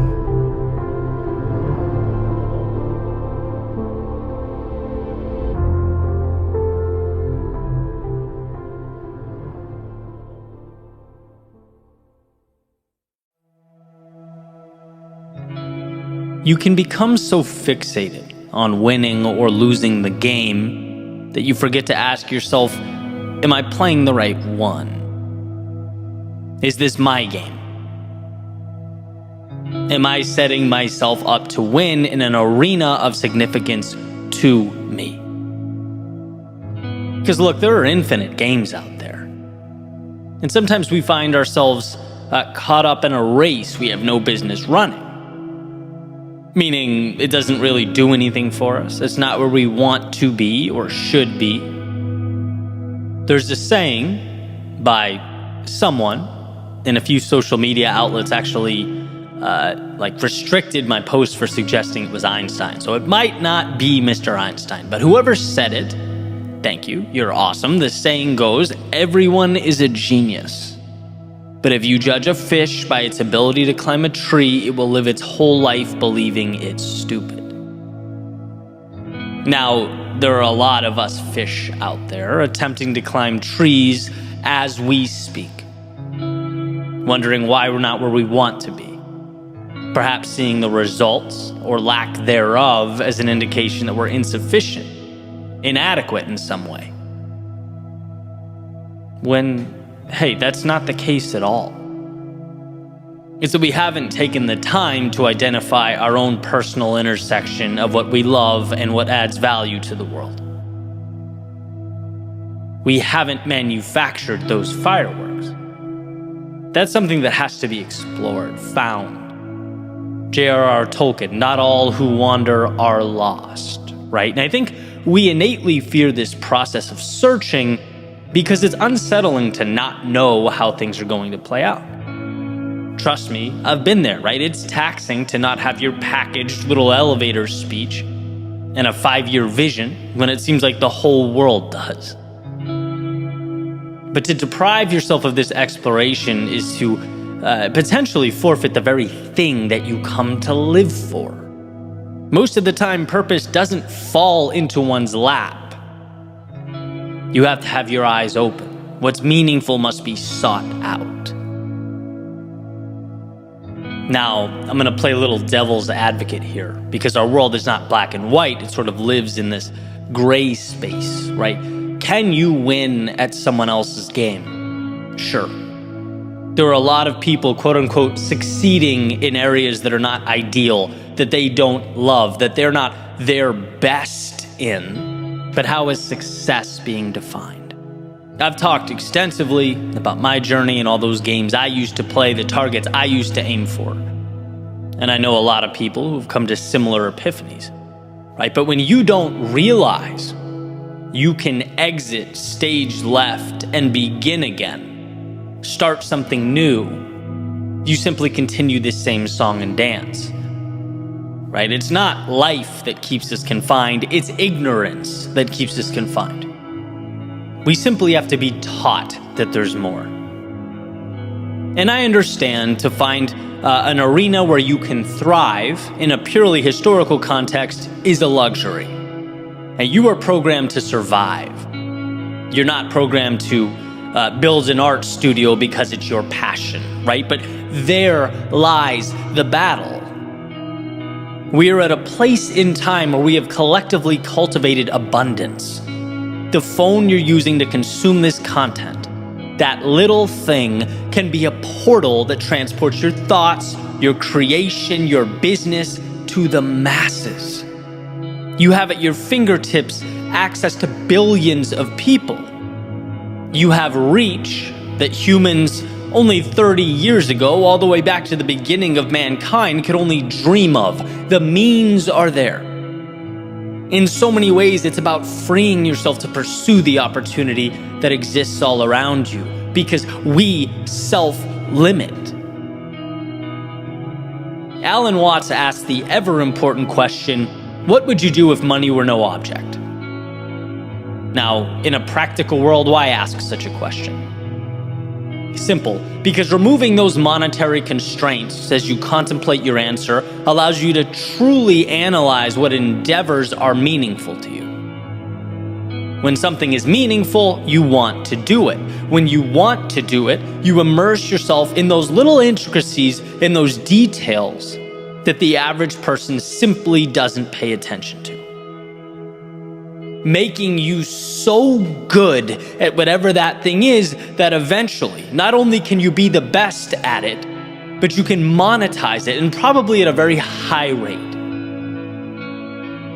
It's not money holding you back. It's not time holding you back. It's not the external world holding you back. It's what you have been conditioned to believe that's holding you back. You are a genius at something. You are king or queen of your empire, victor within your arena. But to realize these things, you have to, 1, understand it's a possibility, and 2, refuse to stay stagnant. We have to stop conceding so much while simultaneously accepting so little. Life will never provide what you do not ask for. So why? Why be scared to ask?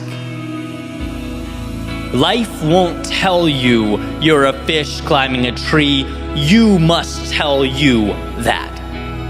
Life won't expand your horizons and adjust your trajectory.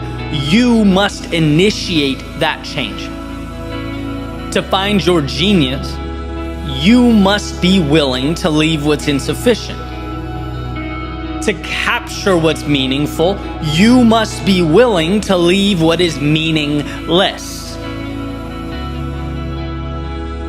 Let's agree to alter the question, do I have genius level talent?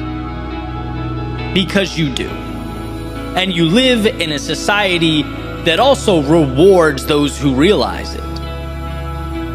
The question we need to be willing to ask is, are you willing to walk on shaky ground?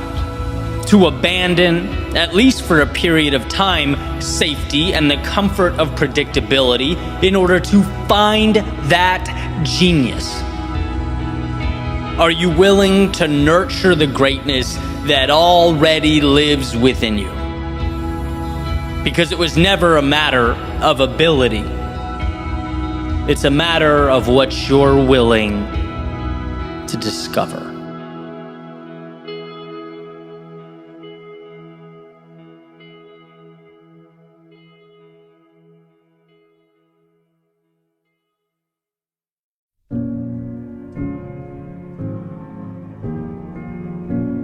When our backs are against the wall, we're forced to become more.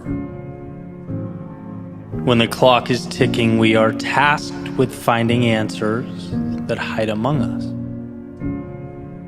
It's in the darkness we find light, and while lost, we find ourselves. The paradox of life is that from our pain comes our purpose, our evolution, and our greatness. I love thinking back to about 2014, making my way around Boston, having just quit my job, essentially purposeless, clinging to a YouTube channel and a podcast idea that I would name Your World Within. And why? Why do I think back? Why does this mean everything to me? Well, because at the time, I knew nothing. I understood nothing. Nothing about speaking or media, audio, video, nothing about running a business. But more importantly, I knew very little about life and what's truly required to progress in a world with infinite moving parts. I didn't know that my lack of understanding is what made everything feel overwhelming and complex, and that it was up to me to simplify. I didn't know the extent to which I'd have to befriend failure. And that was the most eye-opening realization. Because when you gravitate towards a risk-free existence and you box yourself in, as I had for so long, of course you don't get the upside, but you also don't fail as dramatically either. Life was a simple game of cause and effect. Do work, get result, not much room for more than that. And so stepping outside that box in the way that I did changed some rules. I learned some things. First, you can spend time on something, you can exhaust energy on something, and get nothing in the short term for your efforts. And I mean nothing. Unless you count getting your pride stomped on. Unless you count your friends disappearing when you need them most. Unless you count self-doubt and a constant worry about not amounting to anything. I mean, these are very raw, very real human emotions. They tend to arise when we start something new, but in them is also the power. This is where the light bulb turns on and the path emerges. It's where I learned that we only get what we want when we endure what we don't. And what a foreign concept when you think about it, right? It's like, Eddie, take this mic. Go stand in front of this audience and pour your heart out. Your knees are shaking, chest is pounding, but dude, trust me, it'll be good for you. And funny enough, it was. It was because the fear in my stomach became the indicator that something new, something exciting, something more was around the corner. Like Pavlov's dog hearing that bell. Anytime the fear kicked in, I could feel myself getting closer to something meaningful, to a higher version of myself. The pain is an invite. The sheer terror, and let's face it, that's what it feels like sometimes, it's an upgrade. Disguised as the monster that you think you should be running from. When it is, as I recently mentioned, the adversary you should befriend. We have to change our relationship with discomfort because our initial understanding, the one that comes stock in our minds, is never sufficient to build anything of significance. Its default setting is to preserve the now, not expand it. And so just like those stock speakers that came in my 1999 Ford F-150 when I was in my early 20s, let's rip it out. Let's customize. Let's upgrade the quality of the sound we hear and the things we say to ourselves. What an advantage it is to know that the hard things are what make us level up. To find that awareness. What a blessing that when life's difficulty startles and scatters the masses, you could be the one that remains. Standing tall, seeking out the advantage amidst the commotion. Every little act of courage becomes more and more meaningful, powerful. But we must lose ourselves to find ourselves. We must embrace our fears if we are to become courageous. We must fail in order to succeed. And sure, sometimes the price seems steep. But I promise, not going costs more. Wishing costs more. If onlys cost more. So maybe for you it isn't a YouTube channel or a speaking career. Maybe it's something totally different. But it is something. And should you bring yourself to pursue that which your heart pulls you to pursue, you'll have those moments of defeat where you're mad at yourself for leaving the comfort and safety of your previous world. You'll have times where you have no idea what to do, where you feel alone or stuck or unsure. The difference will be whether you see this as the invite you've been waiting for or the reason to turn around and settle for less. That's the question. How do you internalize all that emotion that will feel like it is consuming you? I couldn't believe how strong that temptation was to go back, nagging at me every day. Just come off the edge. Just be comfortable again. But as my old coach would say in college, when we're doing wall sits or something physically taxing, 15 seconds. You can do anything for 15 seconds. And isn't life just a culmination of 15-second windows? It's compartmentalizing the process. It's turning the difficult into the advantageous. You have the ability to not think like everyone else. You have it within you to rewire your previous conceptions of the world, to see darkness not as your reason to hide from conjured up monsters, but as your invitation to become the light. Remember that the best way to be more is to have the courage to put your back against the wall. And you won't want to in the moment. There will never be a perfect time. But committing to that vulnerability will release from within you the power, the strength, the greatness that has been for so long tucked away. By moving into the chaos, you are simultaneously creating the calm you always dreamed of. You're realizing the possibility that just needed the door left ajar to make its way into your world.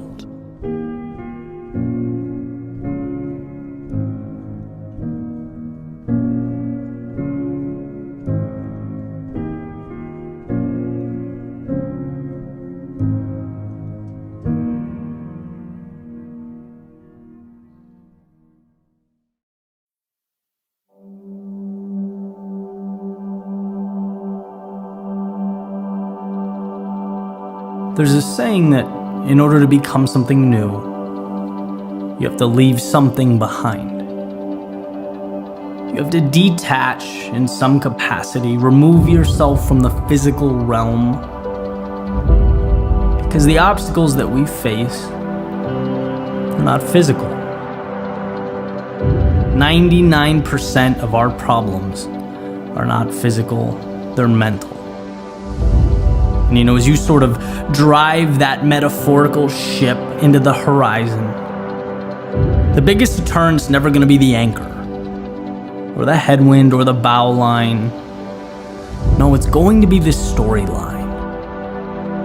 It's going to be the narrative of the person navigating that ship. And it's interesting.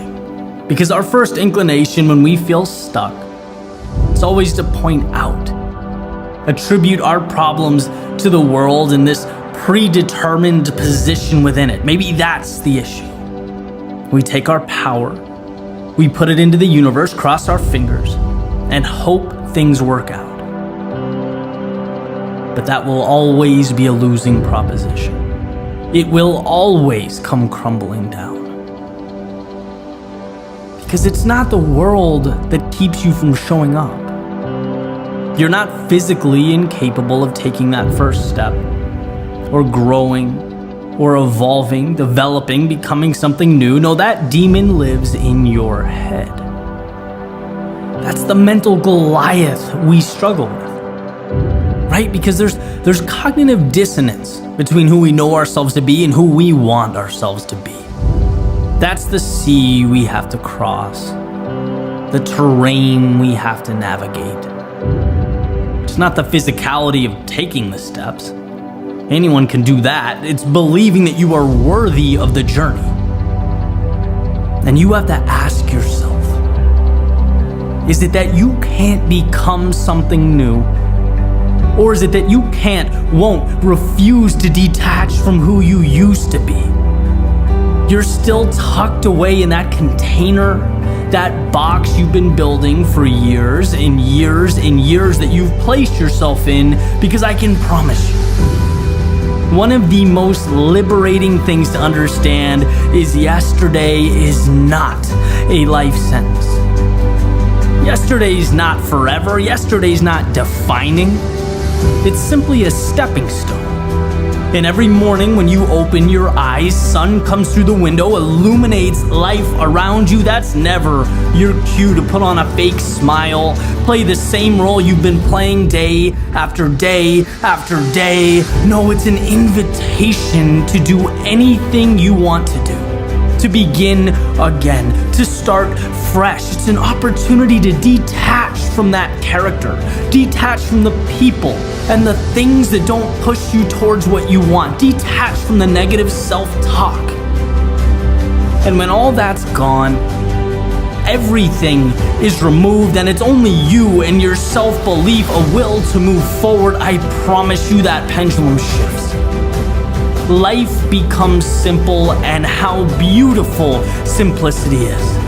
It's shining a spotlight on what matters. It's clarity. It's taking control. It's picking up the clay and molding what you want to mold. It's opening the door and deciding to walk through. Everything else is variable. Everything else is noise. Everything else is detail and distraction. Because what you want, it's there. And it's waiting for you to simply remove yourself from who you used to be. To step into right now and believe that you are worthy of everything else to come.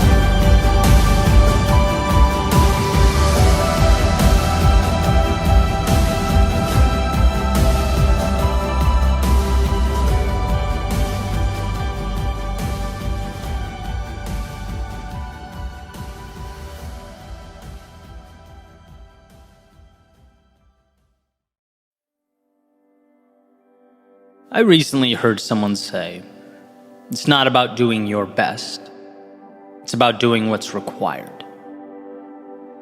Are they different? Very. Here's my take. Doing your best has an emotional component attached to it. It's subjective. What exactly is your best? Well, it's a story that you tell yourself. A narrative opening the door to limitation. I've always found that when we put our backs against the wall and venture into scenarios where it's essential that we get something done, we somehow always find a way. When we leave no plan B for ourselves, we are required to make plan A work. And so we do. It's a testament to both the resilience and power contained in the human spirit, as well as the reality that we can astound ourselves when we're unwilling to take no for an answer. That it's not the resources that are the problem. It's usually our unwillingness to move forward into the dark, our hesitance to try, explore, test, build, and rebuild. Actions that are surprisingly unrelated to one's best and have everything to do with accepting nothing less than an identified outcome. One of the reasons I fell in love with the sport of running is because it reinforced this notion in my life. It became the template with which I could repeatedly amaze myself. I talk a lot about earning confidence, and oh, how I earned it. Step by step, mile by mile, day by day, in the sun, in the rain, in the desert, in the woods, through city streets, all over the country and the world, I came to understand the relationship between the turbulence of now and the satisfaction of later. It was on those days I'd push beyond my usual level of comfort, when that cloud of pain and agony would hover over me. I couldn't even really point to where my body hurt. It just all seemed to come together into this one giant hell, and to learn that I could not only endure that, but grow in those moments. To see myself rise above any preconceived notion or understanding of best in order to defeat my demons, conquer the day's objective, it changes the way you see yourself in the world. Now, could onlookers be tempted to call these self-created goals arbitrary, even unnecessary? Sure, and I get why they would, but I'd also completely disagree. Those days were a masterclass in doing what is necessary. Realizing that when you shut your rational brain off and don't give your mind a chance to talk your body out of it, you can see just how powerful you are. You realize that story of your best is nothing more than a house built on sand. Life is not about that story you've told yourself. It's not about your personal records and peak performances, what you think you can do or how far you think you might be able to go. It's about not stopping in the moments when it hurts. Doing what is required, a decision that compounds over time to create what was once impossible. One of my favorite quotes is by Admiral William McRaven, an absolute hero of mine. And funny enough, he says, if you want to change the world, you must be your very best in your darkest moments. And what a beautiful idea, to rise when life presents its periods of turbulence. And sure, it may be a matter of semantics, but in those moments of darkness, I think of your best, not in the traditional sense, not as a personal metric, but as a willingness to do what must be done, a removal of the spotlight from you altogether and instead pointed directly at the road ahead, at the task at hand. When you choose to make the journey not about what you can and cannot do, but instead make it about what must be done, the universe, as Paulo Coelho has so elegantly stated, conspires to make it happen. I think back to my journey, and at so many periods my best wasn't good enough. I was so lost and so overwhelmed that the only thing I could do was not stop moving. That was my superpower, simply trudge through the fear of things falling apart, the nagging pride and hurting ego. And what I learned was that life is no different than all those miles I'd put in running. How I felt, or what my previous capabilities were, what I deemed my best to be, it was all noise, it was all irrelevant. What was required was that I move forward through the chaos and to something better, and so I did. And in your world, so can you. The stories we tell ourselves are so powerful, and in many ways valuable in our journey through life. But there's one narrative that eliminates the necessity of so many others.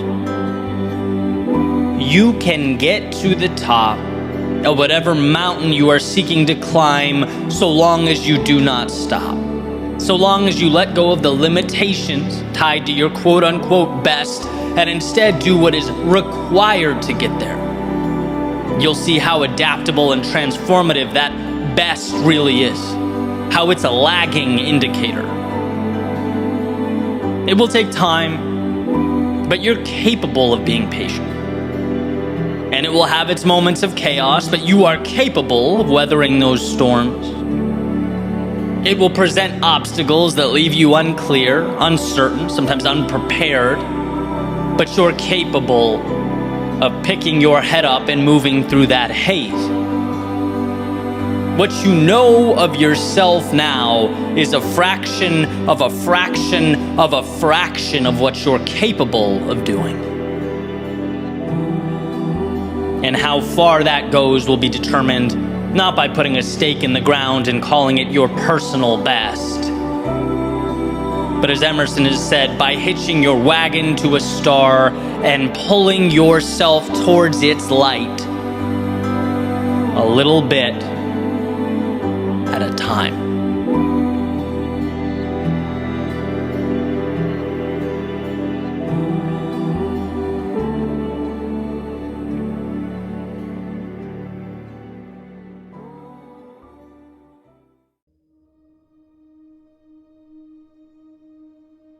What exactly are you afraid of? What's holding you back? As the giant rock you inhabit spins through the universe, a speck in a galaxy of stars, it's easy to look out and see the vastness of the world around you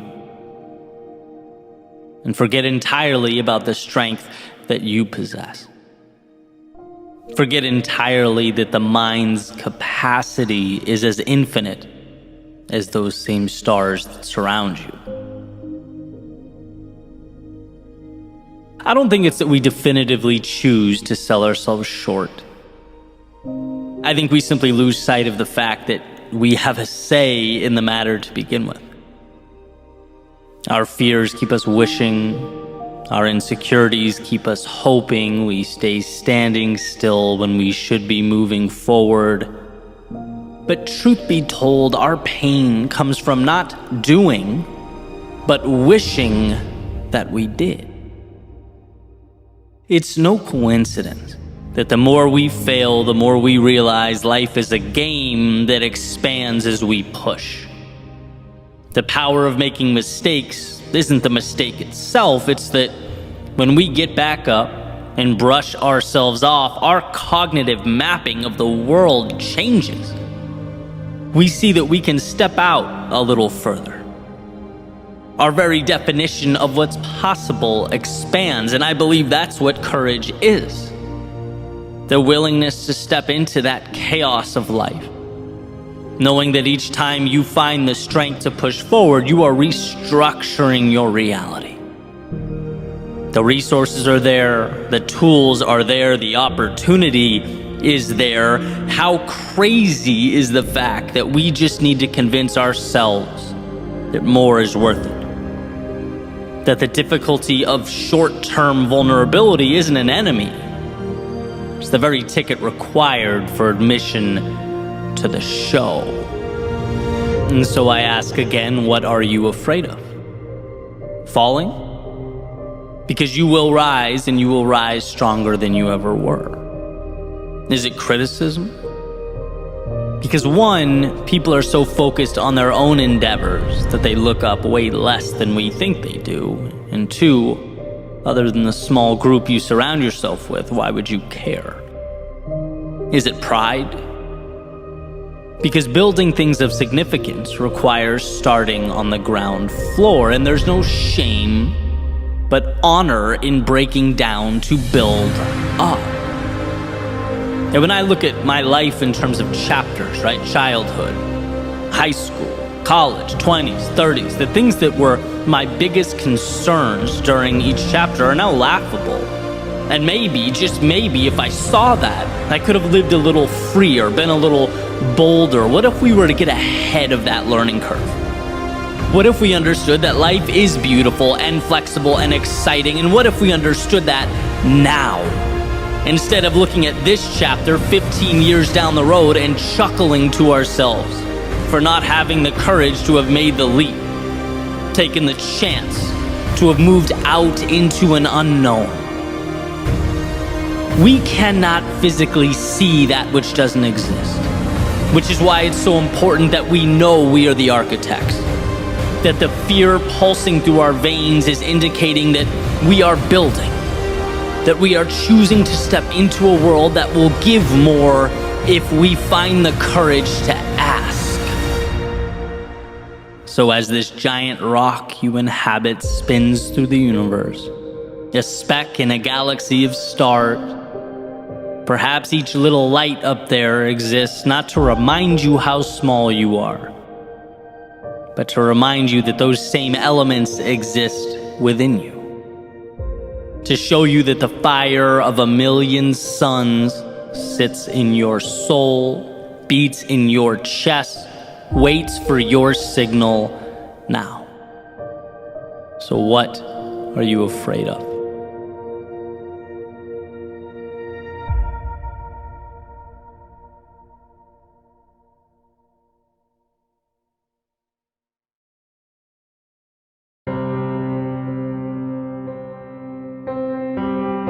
I was running around this morning, trying to get a head start on some things. Decided to stop in, grab a quick coffee. So I'm standing in line, door opens, two gentlemen walk in, stand in line right behind me. They start chatting back and forth, and basically one of them starts talking about how he's had a rough morning. Dealt with some unfortunate things and was basically capping today off as a bad day.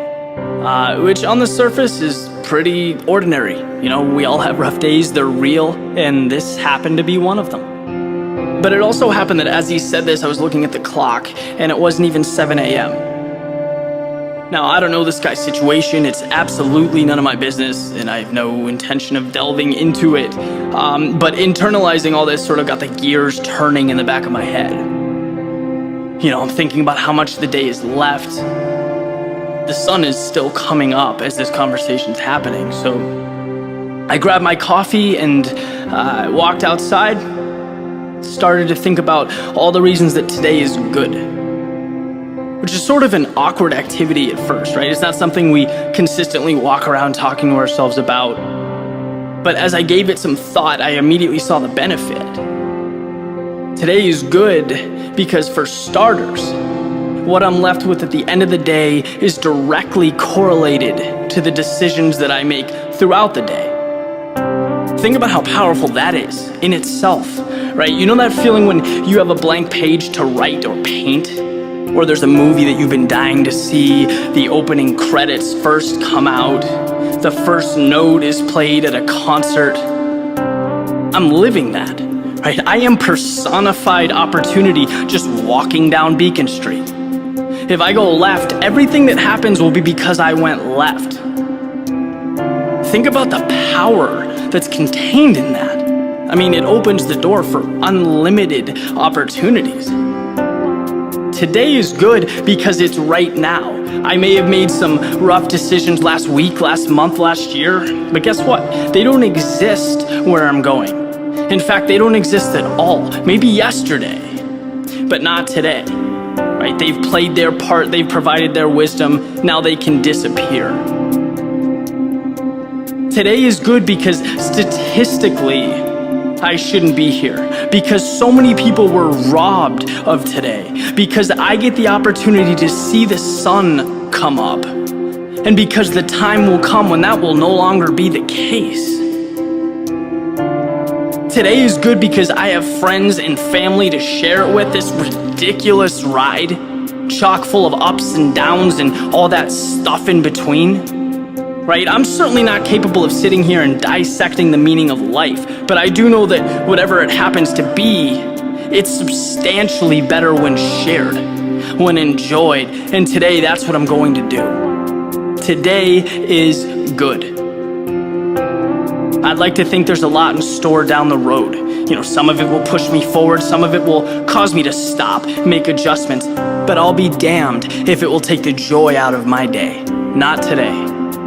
I have something very different in store, and I plan to see it through. I have the ability, the resources, the determination. I can't think of anything else I'd need. So coffee in hand, here I go.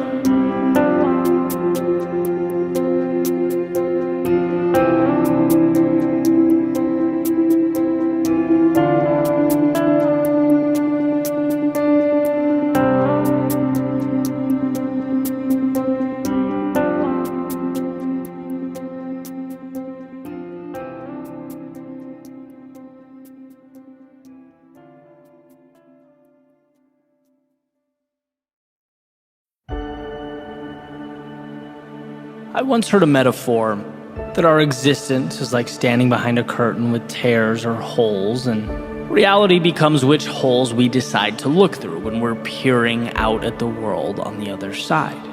What do we want to see? And this message, well, it's for whoever out there feels like giving up or folding their hand.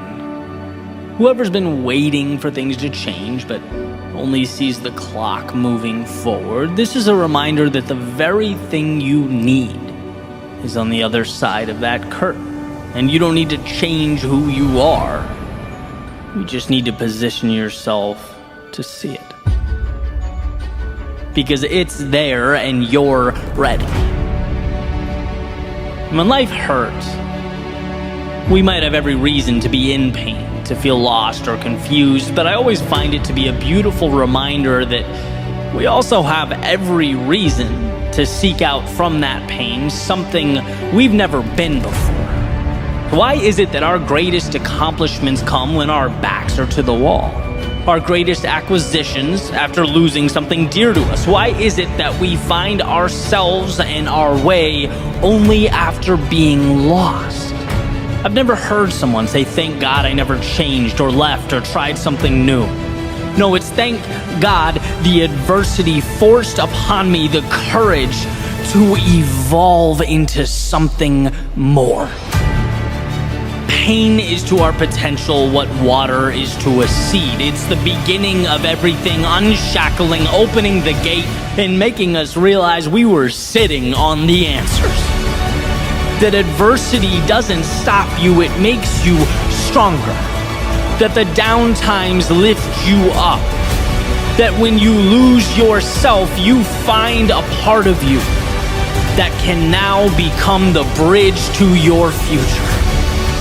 See, I understand that things are difficult and challenging. I understand they're not easy, and I'm not asking you to pretend it's not happening or ignore it or close your eyes. I'm asking you to find, amidst all of this, that one thing that will get you to tomorrow. I'm asking you to find the courage to say, yes, this hurts. Yes, I'm stretched thinner than I've ever been, but I'm still going to find a way. I'm still going to make it happen. Because at the end of the day, you won't remember what hurt or what stood in your way, but you'll remember what you did about it. You'll remember how you arranged those pieces. How when your instincts said run, you stopped and built something you'll never forget.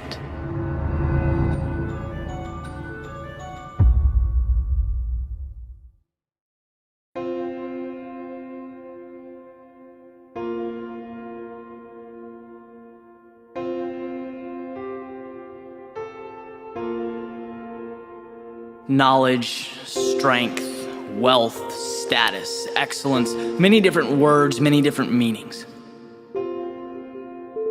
But they do share one important thing, and that's that they are all outcomes. They are not obtainable by themselves, just like an effect can't take shape without the cause that contributed to its materialization. Right? They need something else, a seed, a root, a foundation.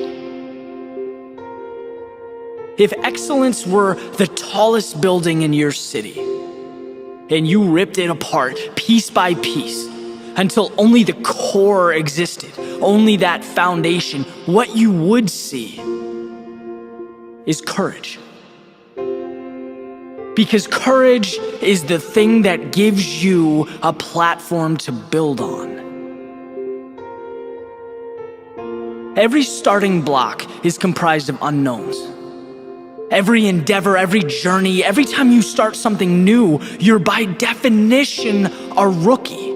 You're at the bottom of some pecking order. And I want you to never be fearful of these situations, but to be thankful for them. They're the roots that allow the tree to grow, and the only thing required for you to move forward is having the courage to say yes.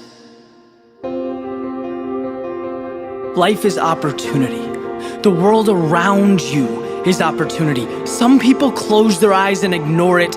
Others choose to see it. Courage is never closing your eyes. Everything around you is courage. That building you're walking by, someone had the courage to start that construction company. The music you're listening to, someone had the courage to put their art out there into the world, to embrace the critics, the naysayers, the envious. They didn't stop.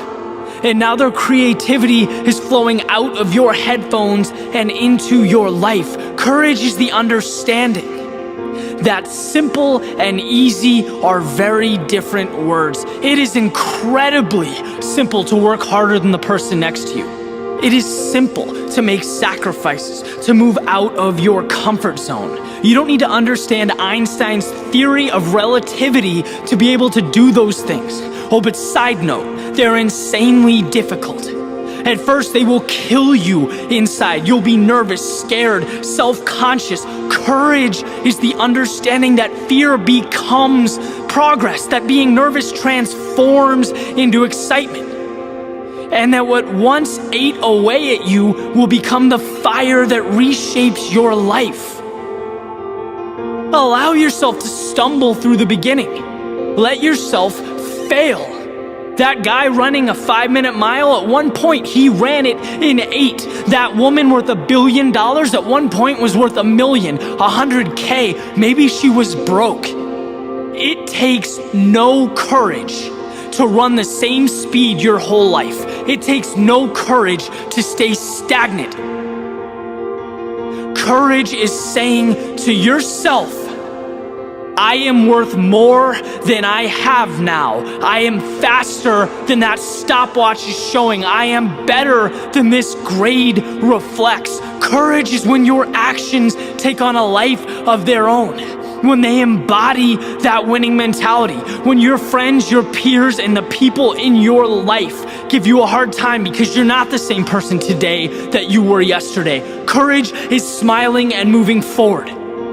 It's when the first setback comes, and the second, and the third, and the fourth, and you go straight through it. You adapt. You never lose sight of what you want. Courage is believing so strongly in your ability that you welcome discomfort today just so that you can turn it into an advantage tomorrow. Courage isn't listening to this, taking your quick blast of adrenaline into the living room and streaming Netflix. No, it's thinking about what you want more than anything else and driving toward it. One courageous step at a time. That is courage.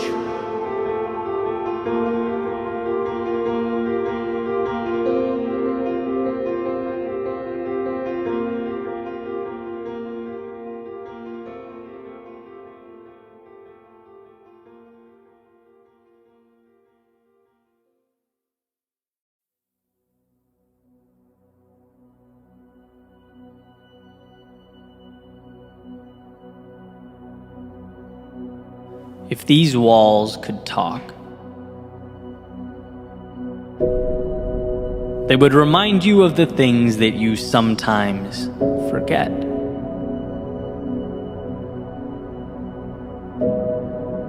Yeah, those elusive things you tend to walk right by. It's not that you've chosen to ignore them, it's that, well, people are complex. And we have a tendency to skip over some important things as we remain fixated on our problems, our perceived inadequacies. that finicky negativity bias. The one that states, if you went to a restaurant 100 times, had 99 incredible experiences, but something went wrong on the 100th, well, that restaurant would forever be known to you as the place where things go wrong. We are wired not to see the good, but to identify and avoid the bad. And if these walls could talk, they would unveil to you the brilliance that exists slightly out of frame. They would suggest you look over your shoulder and take a peek at how far you've come, because, my friend, you've come a long, long way. It's funny how slow progress moves. It's interesting how our lowest moments force us outside of ourselves, push us to step into those shoes we didn't know were sitting in the closet, unworn, waiting for the day we'd take on that new role, waiting on you to see that who you were yesterday is not correlated to who you can be today. And if these walls could talk, they'd fill you in on a very important statistic. They'd tell you that you've stood face to face with some of the biggest curveballs life can throw. You took on struggle and hardship that rocked you to your core, and as you stand here now, your success rate through all that comes in at, well, 100%. You are literally undefeated in your ability to move through adversity, and every time you did, whether you knew it or not, you walked into that closet and put on a new pair of shoes. You became something new. Sometimes progress is so slow that it feels like pain and it looks like stagnation, but it is anything but. And if these walls could talk, they would remind you of that truth. They would beg you to see what you've become, who you are. If these walls could talk, they would remind you of life's ever-changing, transformative nature. All the times they witnessed you upset about people and things coming and going, as you tried to hold on to that which perhaps no longer served you, wishing you could make permanent those things that were just meant to be transitory. Shooting stars across the sky of your life. But something doesn't need to be forever to be meaningful. And thank God, because nothing is forever. And as we make our way into that vast unknown, we have a choice. We can live in the shadow of a particular moment in time, or we can cherish the value that those moments offered to us. They gave you just enough to take a new step forward, and sometimes a new step in that direction that's calling you is the difference between nothing and everything. So if these walls could talk, they would tell you to keep your head up and be thankful for those shooting stars in your life, for they made you who you are, and the path forward would be impossible without them. If these walls could talk, they would ask you about those times you came home, sat down in your room, and wondered how you could ever be enough. They'd call attention to that seemingly non-stop battle with imposter syndrome. They'd ask when you will feel like you've learned, seen, or traveled enough to gain some semblance of authority in your own life. They'd wonder when you'll give yourself permission to be that. You've come so far, endured so much. You're not the same person you were a year ago. Now, if you could just stretch a little further, if you could just extend a little higher, if you could see all the new shoes you've worn, and the shooting stars you've collected along the way, you would know that you are designed to overcome. External pressures, obligations, criticism, none of it matters.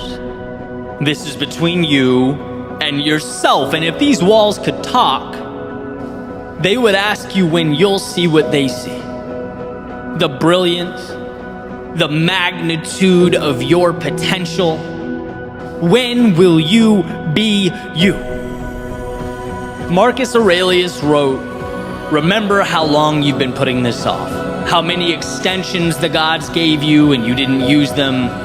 There is a limit to the time assigned to you, and if you don't use it to free yourself, it will be gone and never return."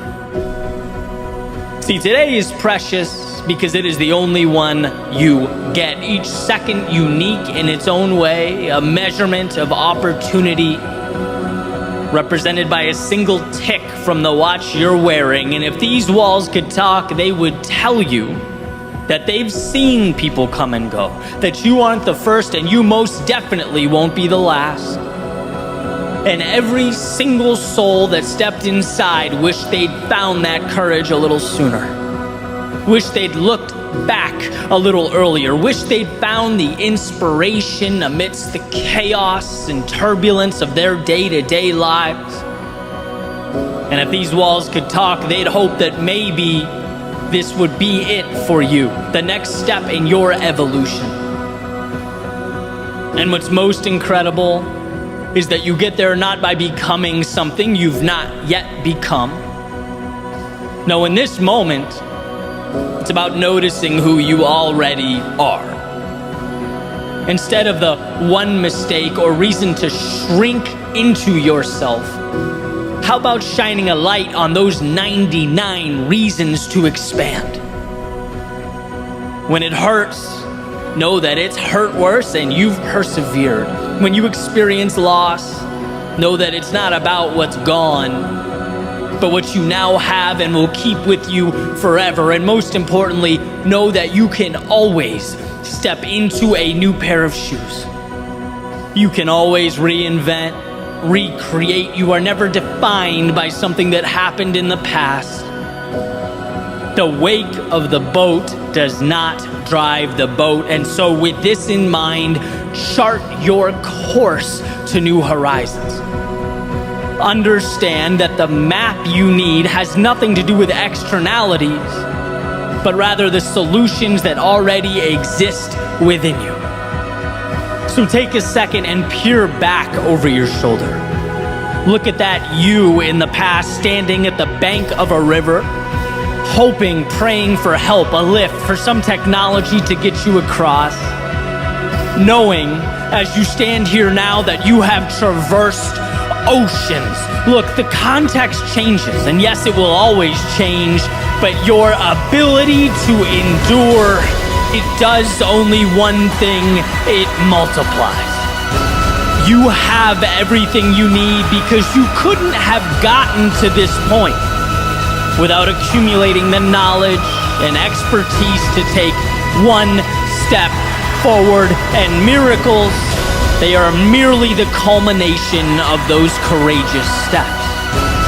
And yes, when we are stuck, when we're at that coastline looking out at foreign horizons, I get that the answers seem big, sometimes even bigger than we are.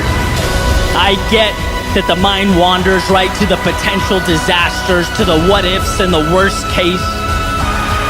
But if these walls could talk, they would let you know that you've come this far, endured and accomplished all this, not because you've leapt mountains or jumped oceans, but because when you were at your worst, you found it within yourself to carry on the exponential compounding of what has made you great and what will continue to make you great. Look, if these walls could talk, they'd show you how the difficulties of years past have become stepping stones. So commonplace, so easily solvable that they no longer even warrant your attention. That by moving forward, you have faced your obstacles, taken the value from them, and made them obsolete. If these walls could talk, they'd remind you that you are not only ready, but made for everything that awaits.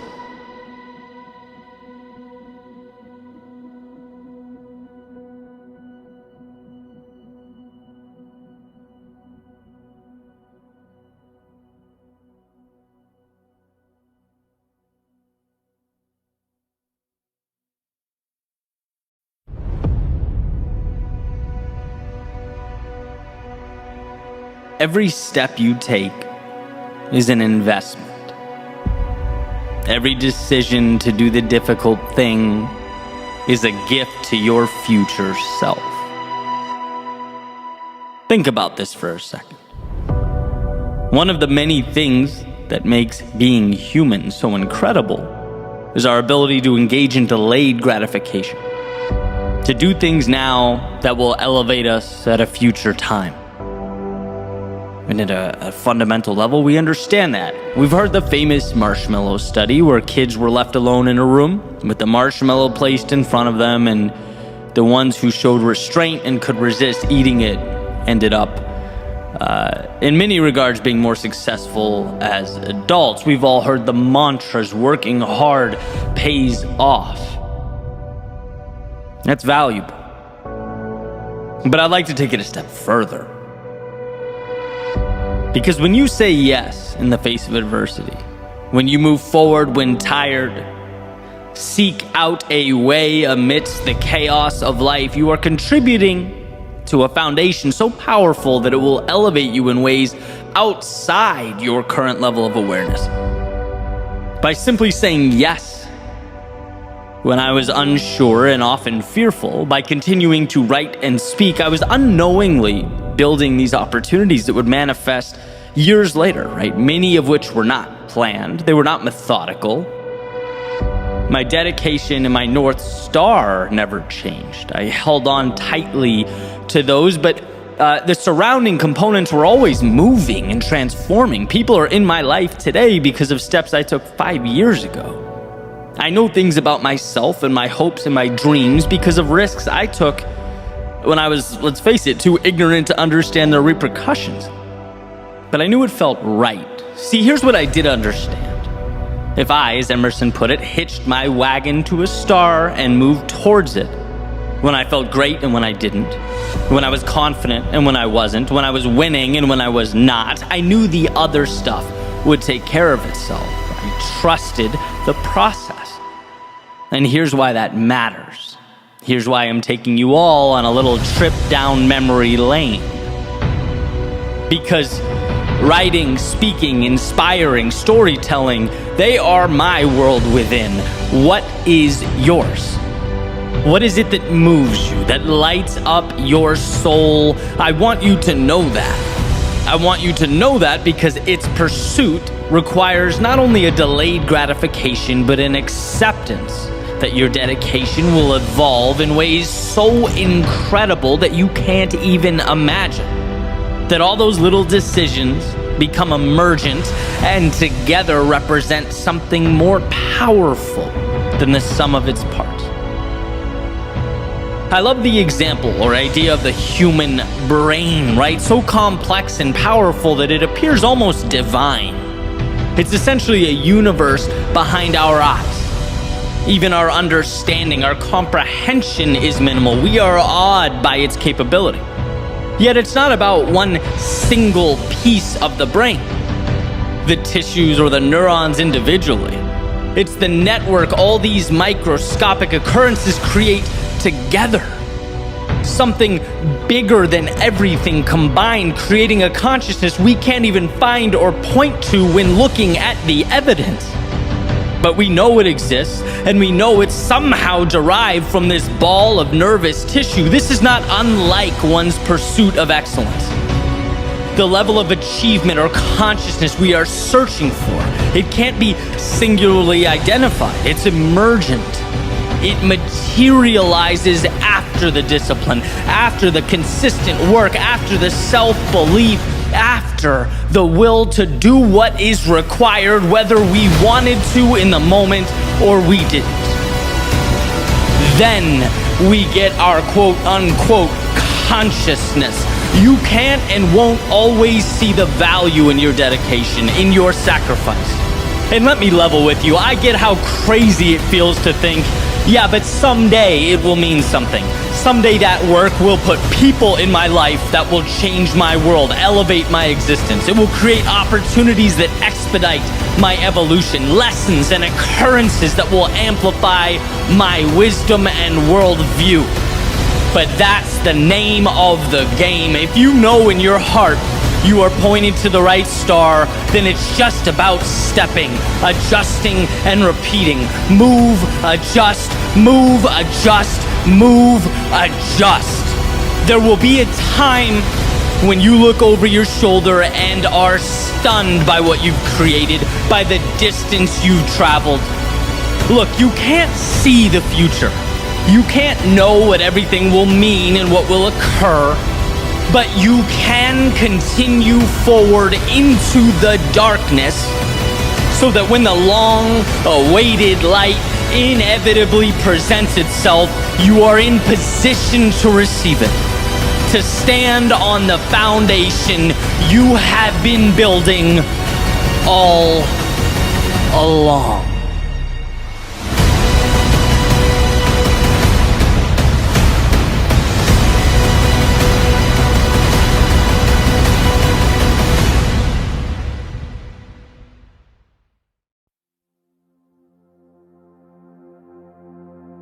The thing about storms is that they all have one thing in common: they pass. And once gone, they leave you as a person different than who you were before you stepped in. Before you found yourself consumed by its adverse conditions. They are disruptors, breaking down and shaking up, but not for the sake of chaos itself. No, storms break us down so that we can build again. So that we can find within ourselves the power and the strength that simply remain tucked away during those sunny days. And so walking up to this storm, what you'll immediately notice is a break from the normal, the everyday. An obvious detachment from the standards by which you had been living. But don't be fooled into thinking those dark clouds and heavy winds have nothing of value for you. Don't be tricked into thinking the rain will consume all the good in life. Because at the end of the day, it's that very rain that washes away the excess and leaves the meaningful. We don't grow despite the storms. We grow because of the storms. So compose yourself and embrace what's around you. Amidst the storm, you might realize that you don't want some of the things you thought you did. You might realize that life contains variables that make it incredibly unpredictable. And when old plans meet new variables, sometimes we learn that the path we were walking down requires adjustment. It needs change. Not because we were wrong, the dream was wrong, or the path was wrong, but because life is an experiment. Experiments are meant to test hypotheses and support exploration. Without the storm, sure, everything seemed fine. Everything was flawless, but in the thick of it, when the variables, the multiplicity of factors present themselves, it often paints a picture for us that we previously weren't able to see. That's okay. Ideal, even. It's life. So when amidst the storm, and presented this new information, this new portrait, pivot. Grow with your understanding and newly acquired knowledge. There's no point in remaining tied to the ideas, the people, and the places that once served you, but have since run their course. right? Growth is perspective and awareness, and as the storm shakes your foundation, it also hands you a clarity that those blue skies simply could not. So adjust, adapt, and move further into the person you are destined to become. You can't learn that on a sunny day. No, that's what storms are for. And amidst the storm, you might find yourself scared, nervous, unsure. You might even look back and wonder what life would have been like had you not stepped in. Perhaps you're angry with yourself for not navigating around the inclement weather. Maybe you'll find yourself asking, how did I let myself end up in such a situation when there were visual indicators and weather forecasts? People warned me about moments like this, yet here I am. You might find that the drop in temperature is uncomfortable, the rain difficult, the wind annoying. But here's what they don't tell you. There's something innately powerful about proving to yourself that you can move forward despite those things. That when you're scared and step forward anyway, when you're lost but maintain your poise and trust in the process, when you're down but cling to hope, to that light at the end of the tunnel, you emerge with a different understanding of who you are. You end up stronger because you've allowed yourself to become stronger. And you don't get that on the sunny days. No, that's what storms are for. And amidst the storm, you might feel like the sacrifice required in life is more than you want to endure. Maybe even more than you can endure. After all, it's during our trying times that we're forced to make some of our most difficult decisions. We might be forced to let go of some things that had been staples in our lives. That in order to say hello to some things, we must necessarily say goodbye to others. And this hurts. Especially while it's happening, it hurts. But what you're really doing is learning to identify what matters and mitigate the things that don't support that journey. Sometimes storms teach us that growth is not about acquisition and obtaining more. And they show us instead that we've been carrying too much. That we become accustomed to surrounding ourselves with things that no longer elevate or inspire or push us. And the best way to evolve is to move forward with less. So when you see parts of yourself fade away or dissolve, hold your head up. Because when you get to the other side, you just might see that cutting away those things was more liberating than anything you could find or pick up along the way. And we're not taught this lesson on those sunny days. No, that's what storms are for. And amidst the storm, it's quite possible that you'll feel lonely from time to time. Maybe misunderstood. Perhaps like the whole world has everything figured out. They're moving single file through the correct door while you wander around aimlessly. That's not true. No one has all the answers, and everyone has their storms. The question has always been, as far as I'm concerned, what will you make of yours? Because we're always presented with the decision to let our adversity define us or to find something of value in it. The opportunity hidden in plain view. You're never alone in your pain or your distress. Those things are an inevitability, tied to the miracle that is life. But what you are is powerful. Powerful enough to learn in your solitude and bring that understanding back out to the world. Powerful enough to let the lessons guide you to something beautiful. Powerful enough to find the meaning underneath the turbulence. We often confuse our times of greatest transformation with setbacks. We often forget that the darkness cannot withstand a single flicker of light, and we can be that light when we trust ourselves. It's a lesson that can't be taught on sunny days.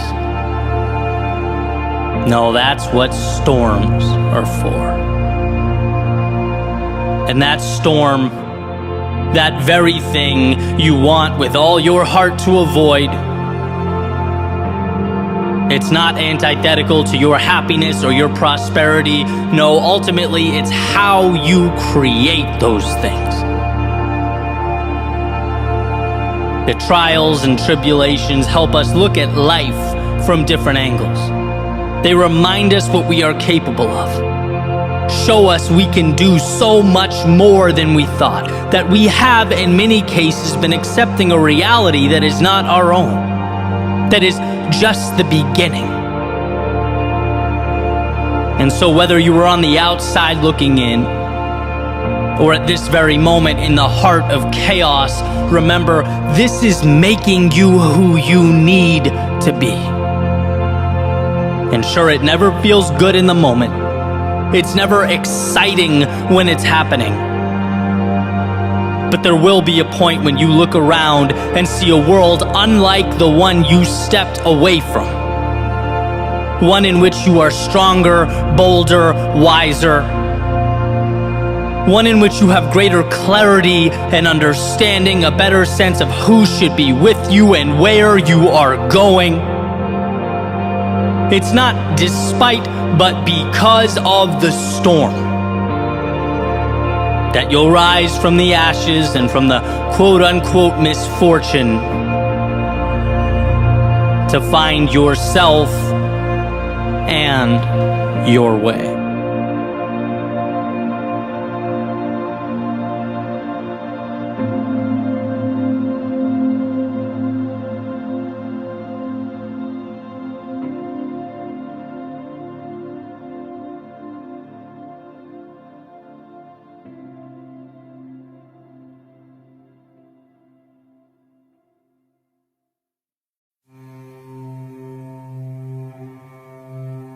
How do you visualize the road you're on?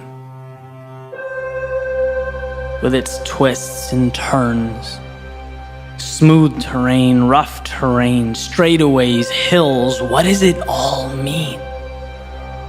Do you find it odd that it gets more challenging as you get closer to your destination? Right? The further along you get, the more tension life puts between you and the finish line. Almost like the universe is adamant about weeding out those who think they can skate by. What is the difference between saying you want it and really wanting it? Perhaps it's a willingness to fight through a storm just for the opportunity to find calm and serenity in its center.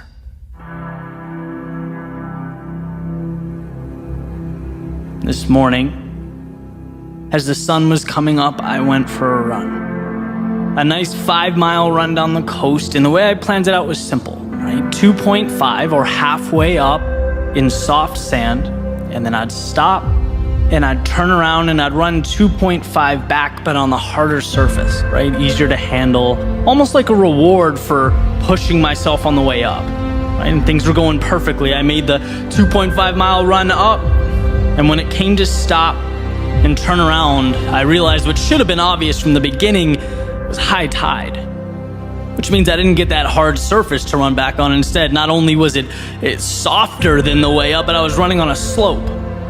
And that just threw my mind for a loop, right? I'm embarrassed to admit I was actually angry about it. You know, I pushed myself hard going up and wanted that breather. Almost felt like life pushed the finish line back 2.5 miles. And trust me, as I'm writing this, it seems ridiculous to talk about, but in the moment, just irrationally annoyed. That was the carrot that had been chasing the whole time. So I begrudgingly, moved forward, kind of trying to figure out what to do, and ultimately just continued forward. And the emotion subsided, and as usually happens, you pull yourself out of the weeds a little bit. The big picture tells a different story. Different story means different perspective. And that's what I came across, right? This idea or this question, well, why do we expect life to be flat ground? Why was that my assumption to begin with? The easy to navigate path. Why is that the standard? And the more I thought about it, right, the more I wondered if that's the very reason why we underperform. It's the little spark that ultimately lights this wildfire of regret. Because when convenience is the standard, everything else becomes unfair. Everything else is a burden. When the road should be flat, what are we to make of the hills in our path? Thinking life should be easy, it provides oxygen to a victim mentality. And sometimes it takes these little experiences for me to refocus on these subtle realities. The flat ground is not the standard, it is earned. It's a gift. It should be cherished and appreciated because guess what? Life wasn't easy. It isn't easy, and it never will be. But I believe the differentiator is knowing that, right? So I kept running on the slope, feet sinking into the sand. I got my teeth kicked in just a little bit longer, and life didn't end. In fact, I think the mental aspect was tougher than the physical.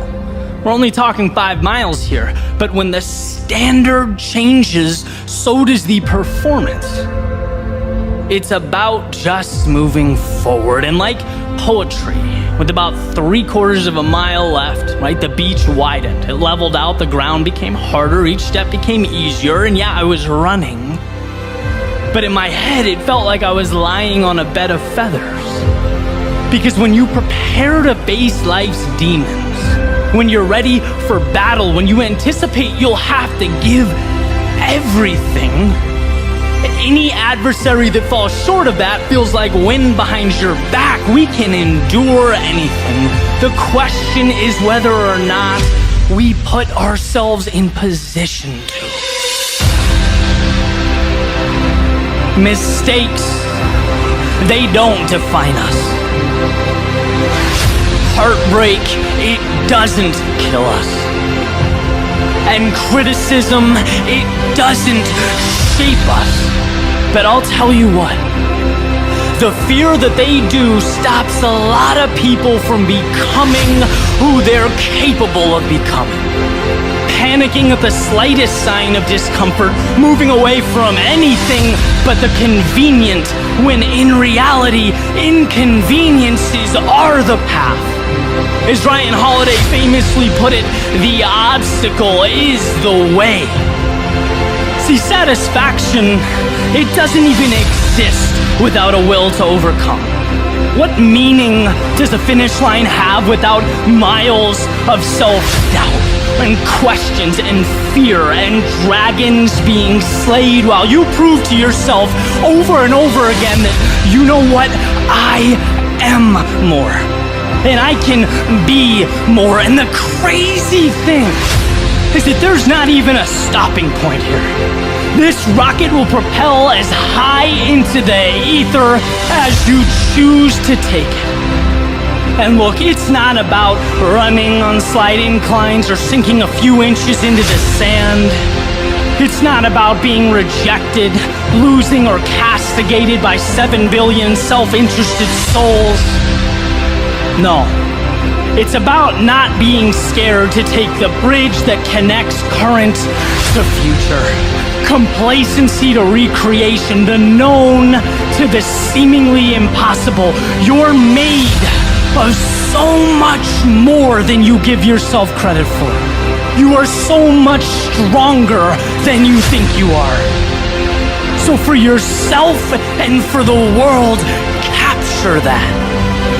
Own it and redefine what it means not to simply exist, but to your core, with every ounce of your being, your soul, every fiber in your body, to truly live.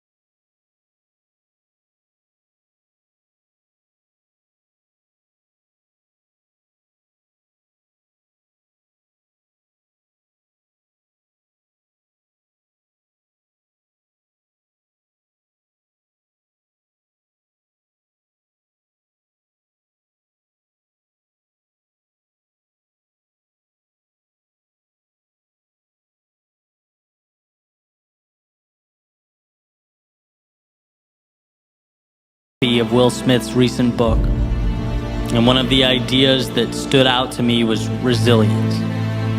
And this part in the book, it's actually kind of uncomfortable to get through, but incredibly powerful. He's talking about his childhood and the polarity of his father's personality. A man who would do anything to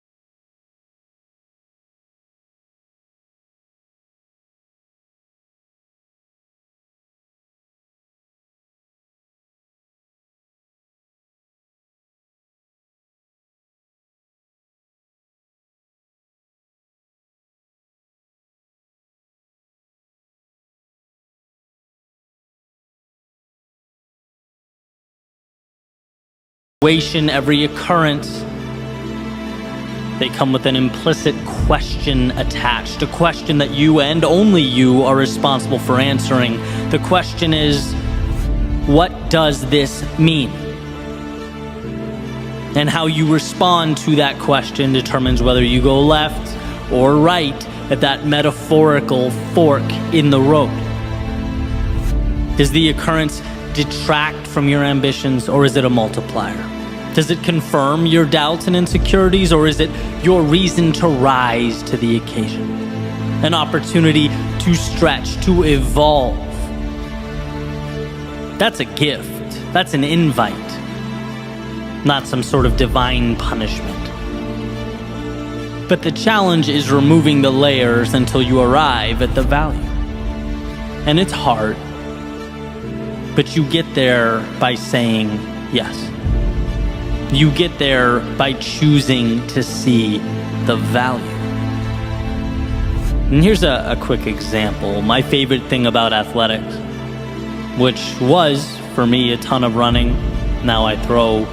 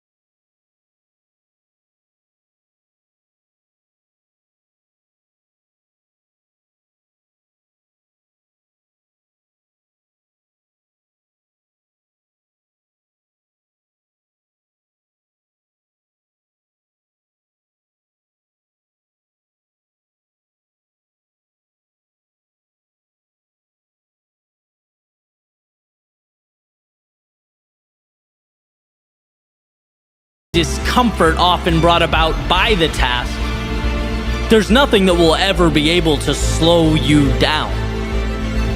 And look, I'm not saying that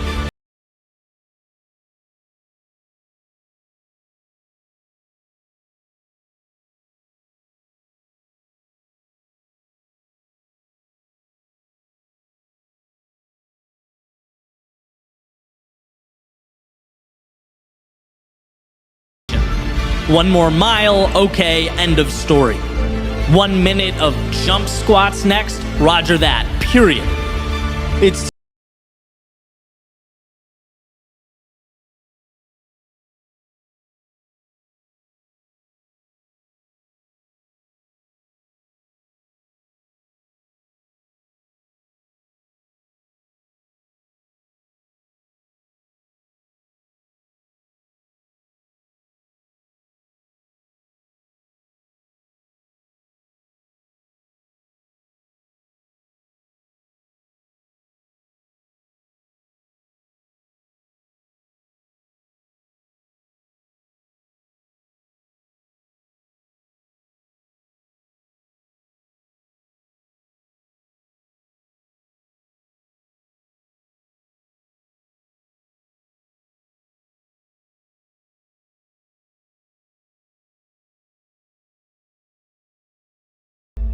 And now here you are, face to face with hungry lions, clashing swords with your adversaries. There's no turning back now. Now is when you parse out pain from the objective. The pain is now part of the audience. It's not with you or in you, it's watching from above as you do what you came here to do. So yes, those swords clash, but the eyes remain focused on what's ahead. And yes, those lions roar, but that's background noise. When you simplify your world into objective and action, objective, action, objective, action, there is time for nothing but forward progress. And sometimes that is all that is required of us. In the face of adversity, in the face of pain, self-doubt, in the face of discomfort, can you break your world down into nothing but one single step forward? One more set, one more rep, one more session, one more attempt, just one more. No rocket science, no negotiation, there's nothing to figure out here. It's walking the path before you. It's the discipline to carry on. It's one more swing of the axe. Audience or no audience, lions or no lions, you are bound to the universe at your feet. And that simplified concentration is why you will succeed.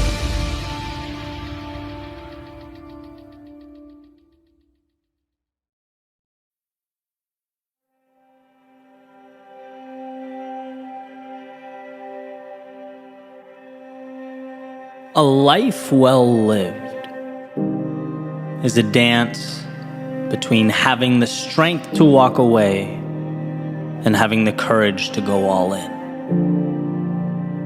It's juggling the idea that absolutely nothing matters and the idea that every second is a blessing beyond which I'm capable of even explaining or articulating. Nothing matters, so live without limits or constraints, like you're on a once-in-a-lifetime journey. But everything matters, so know that every second along the way is perfect, a building block, a microcosm of the universe resting in the palm of your hand. And I think about this push-pull from time to time. I play with the idea that nothing matters when I need courage, when I need to convince myself to be a little bolder, reinforce the understanding that there is no pressure here. Life can only give what I'm willing to carve out. And as that clock ticks away in the background, what do I have to lose? as Mark Twain put it. It's the things we don't do that we come to regret. And then on the other side, when I need a little discipline, I play with the idea that the little things are everything. After all, two things can be true at once, and the details matter a lot. For me, getting up 2 hours earlier does make a difference. That pushing a little harder will add up. The little things become everything. And painting that portrait that had been tucked away in my imagination, well, that's done one very real, very tangible brushstroke at a time. It's participating in that dance between nothing and everything, the real and the imaginary. But for the time being, let's leave those very important little things and focus on the divine big things. Those nothings that with some vision and concentrated effort become some things. I have a friend that says to me all the time, nothing matters. And not in a nihilistic, throw your hands up and stay inside until the end of time type way. But in a way that poses the question, why wouldn't you risk it all? Nothing matters. Why wouldn't you risk seeing how far you could push, how long you could run, how much you could become?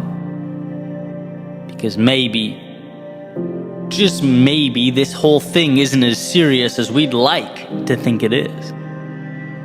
And instead of feeling confined and scared, what if you felt alive, blessed to even be here?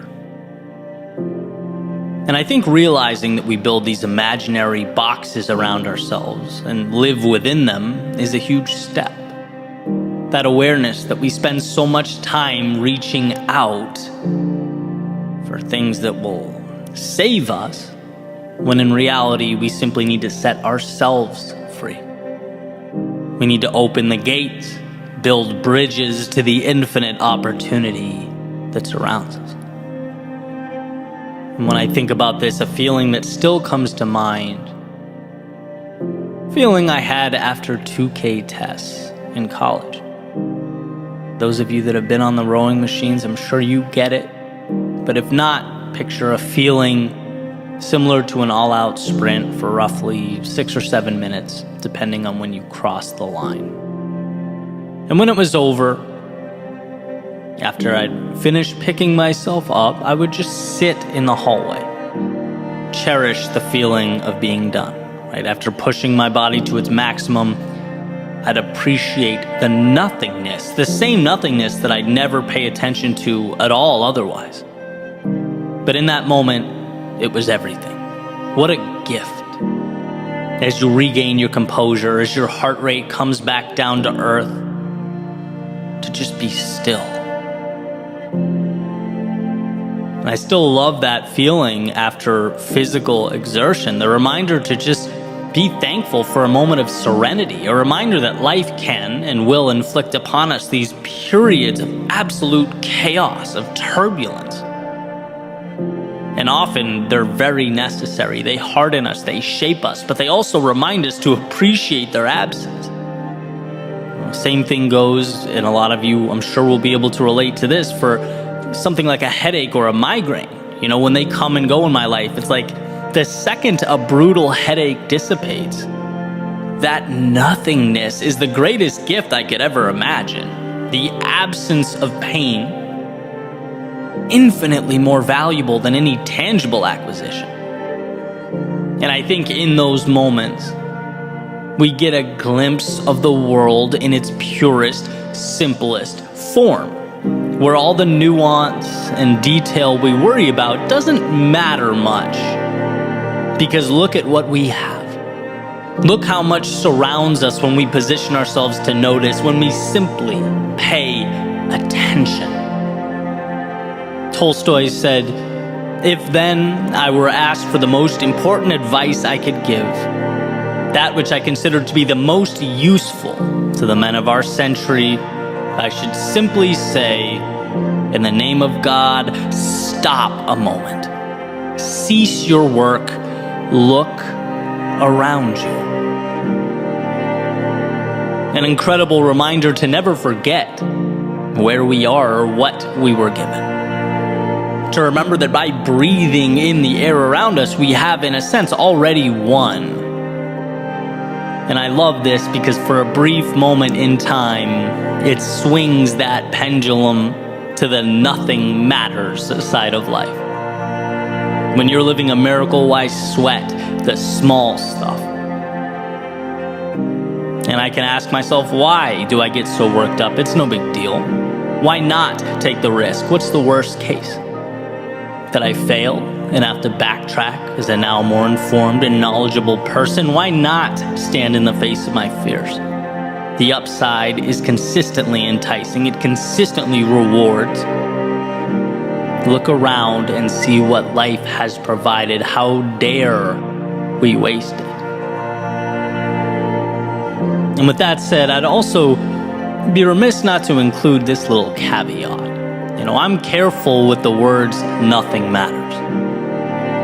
Because even though in the context I've been using it for years, it's a positive, empowering thing.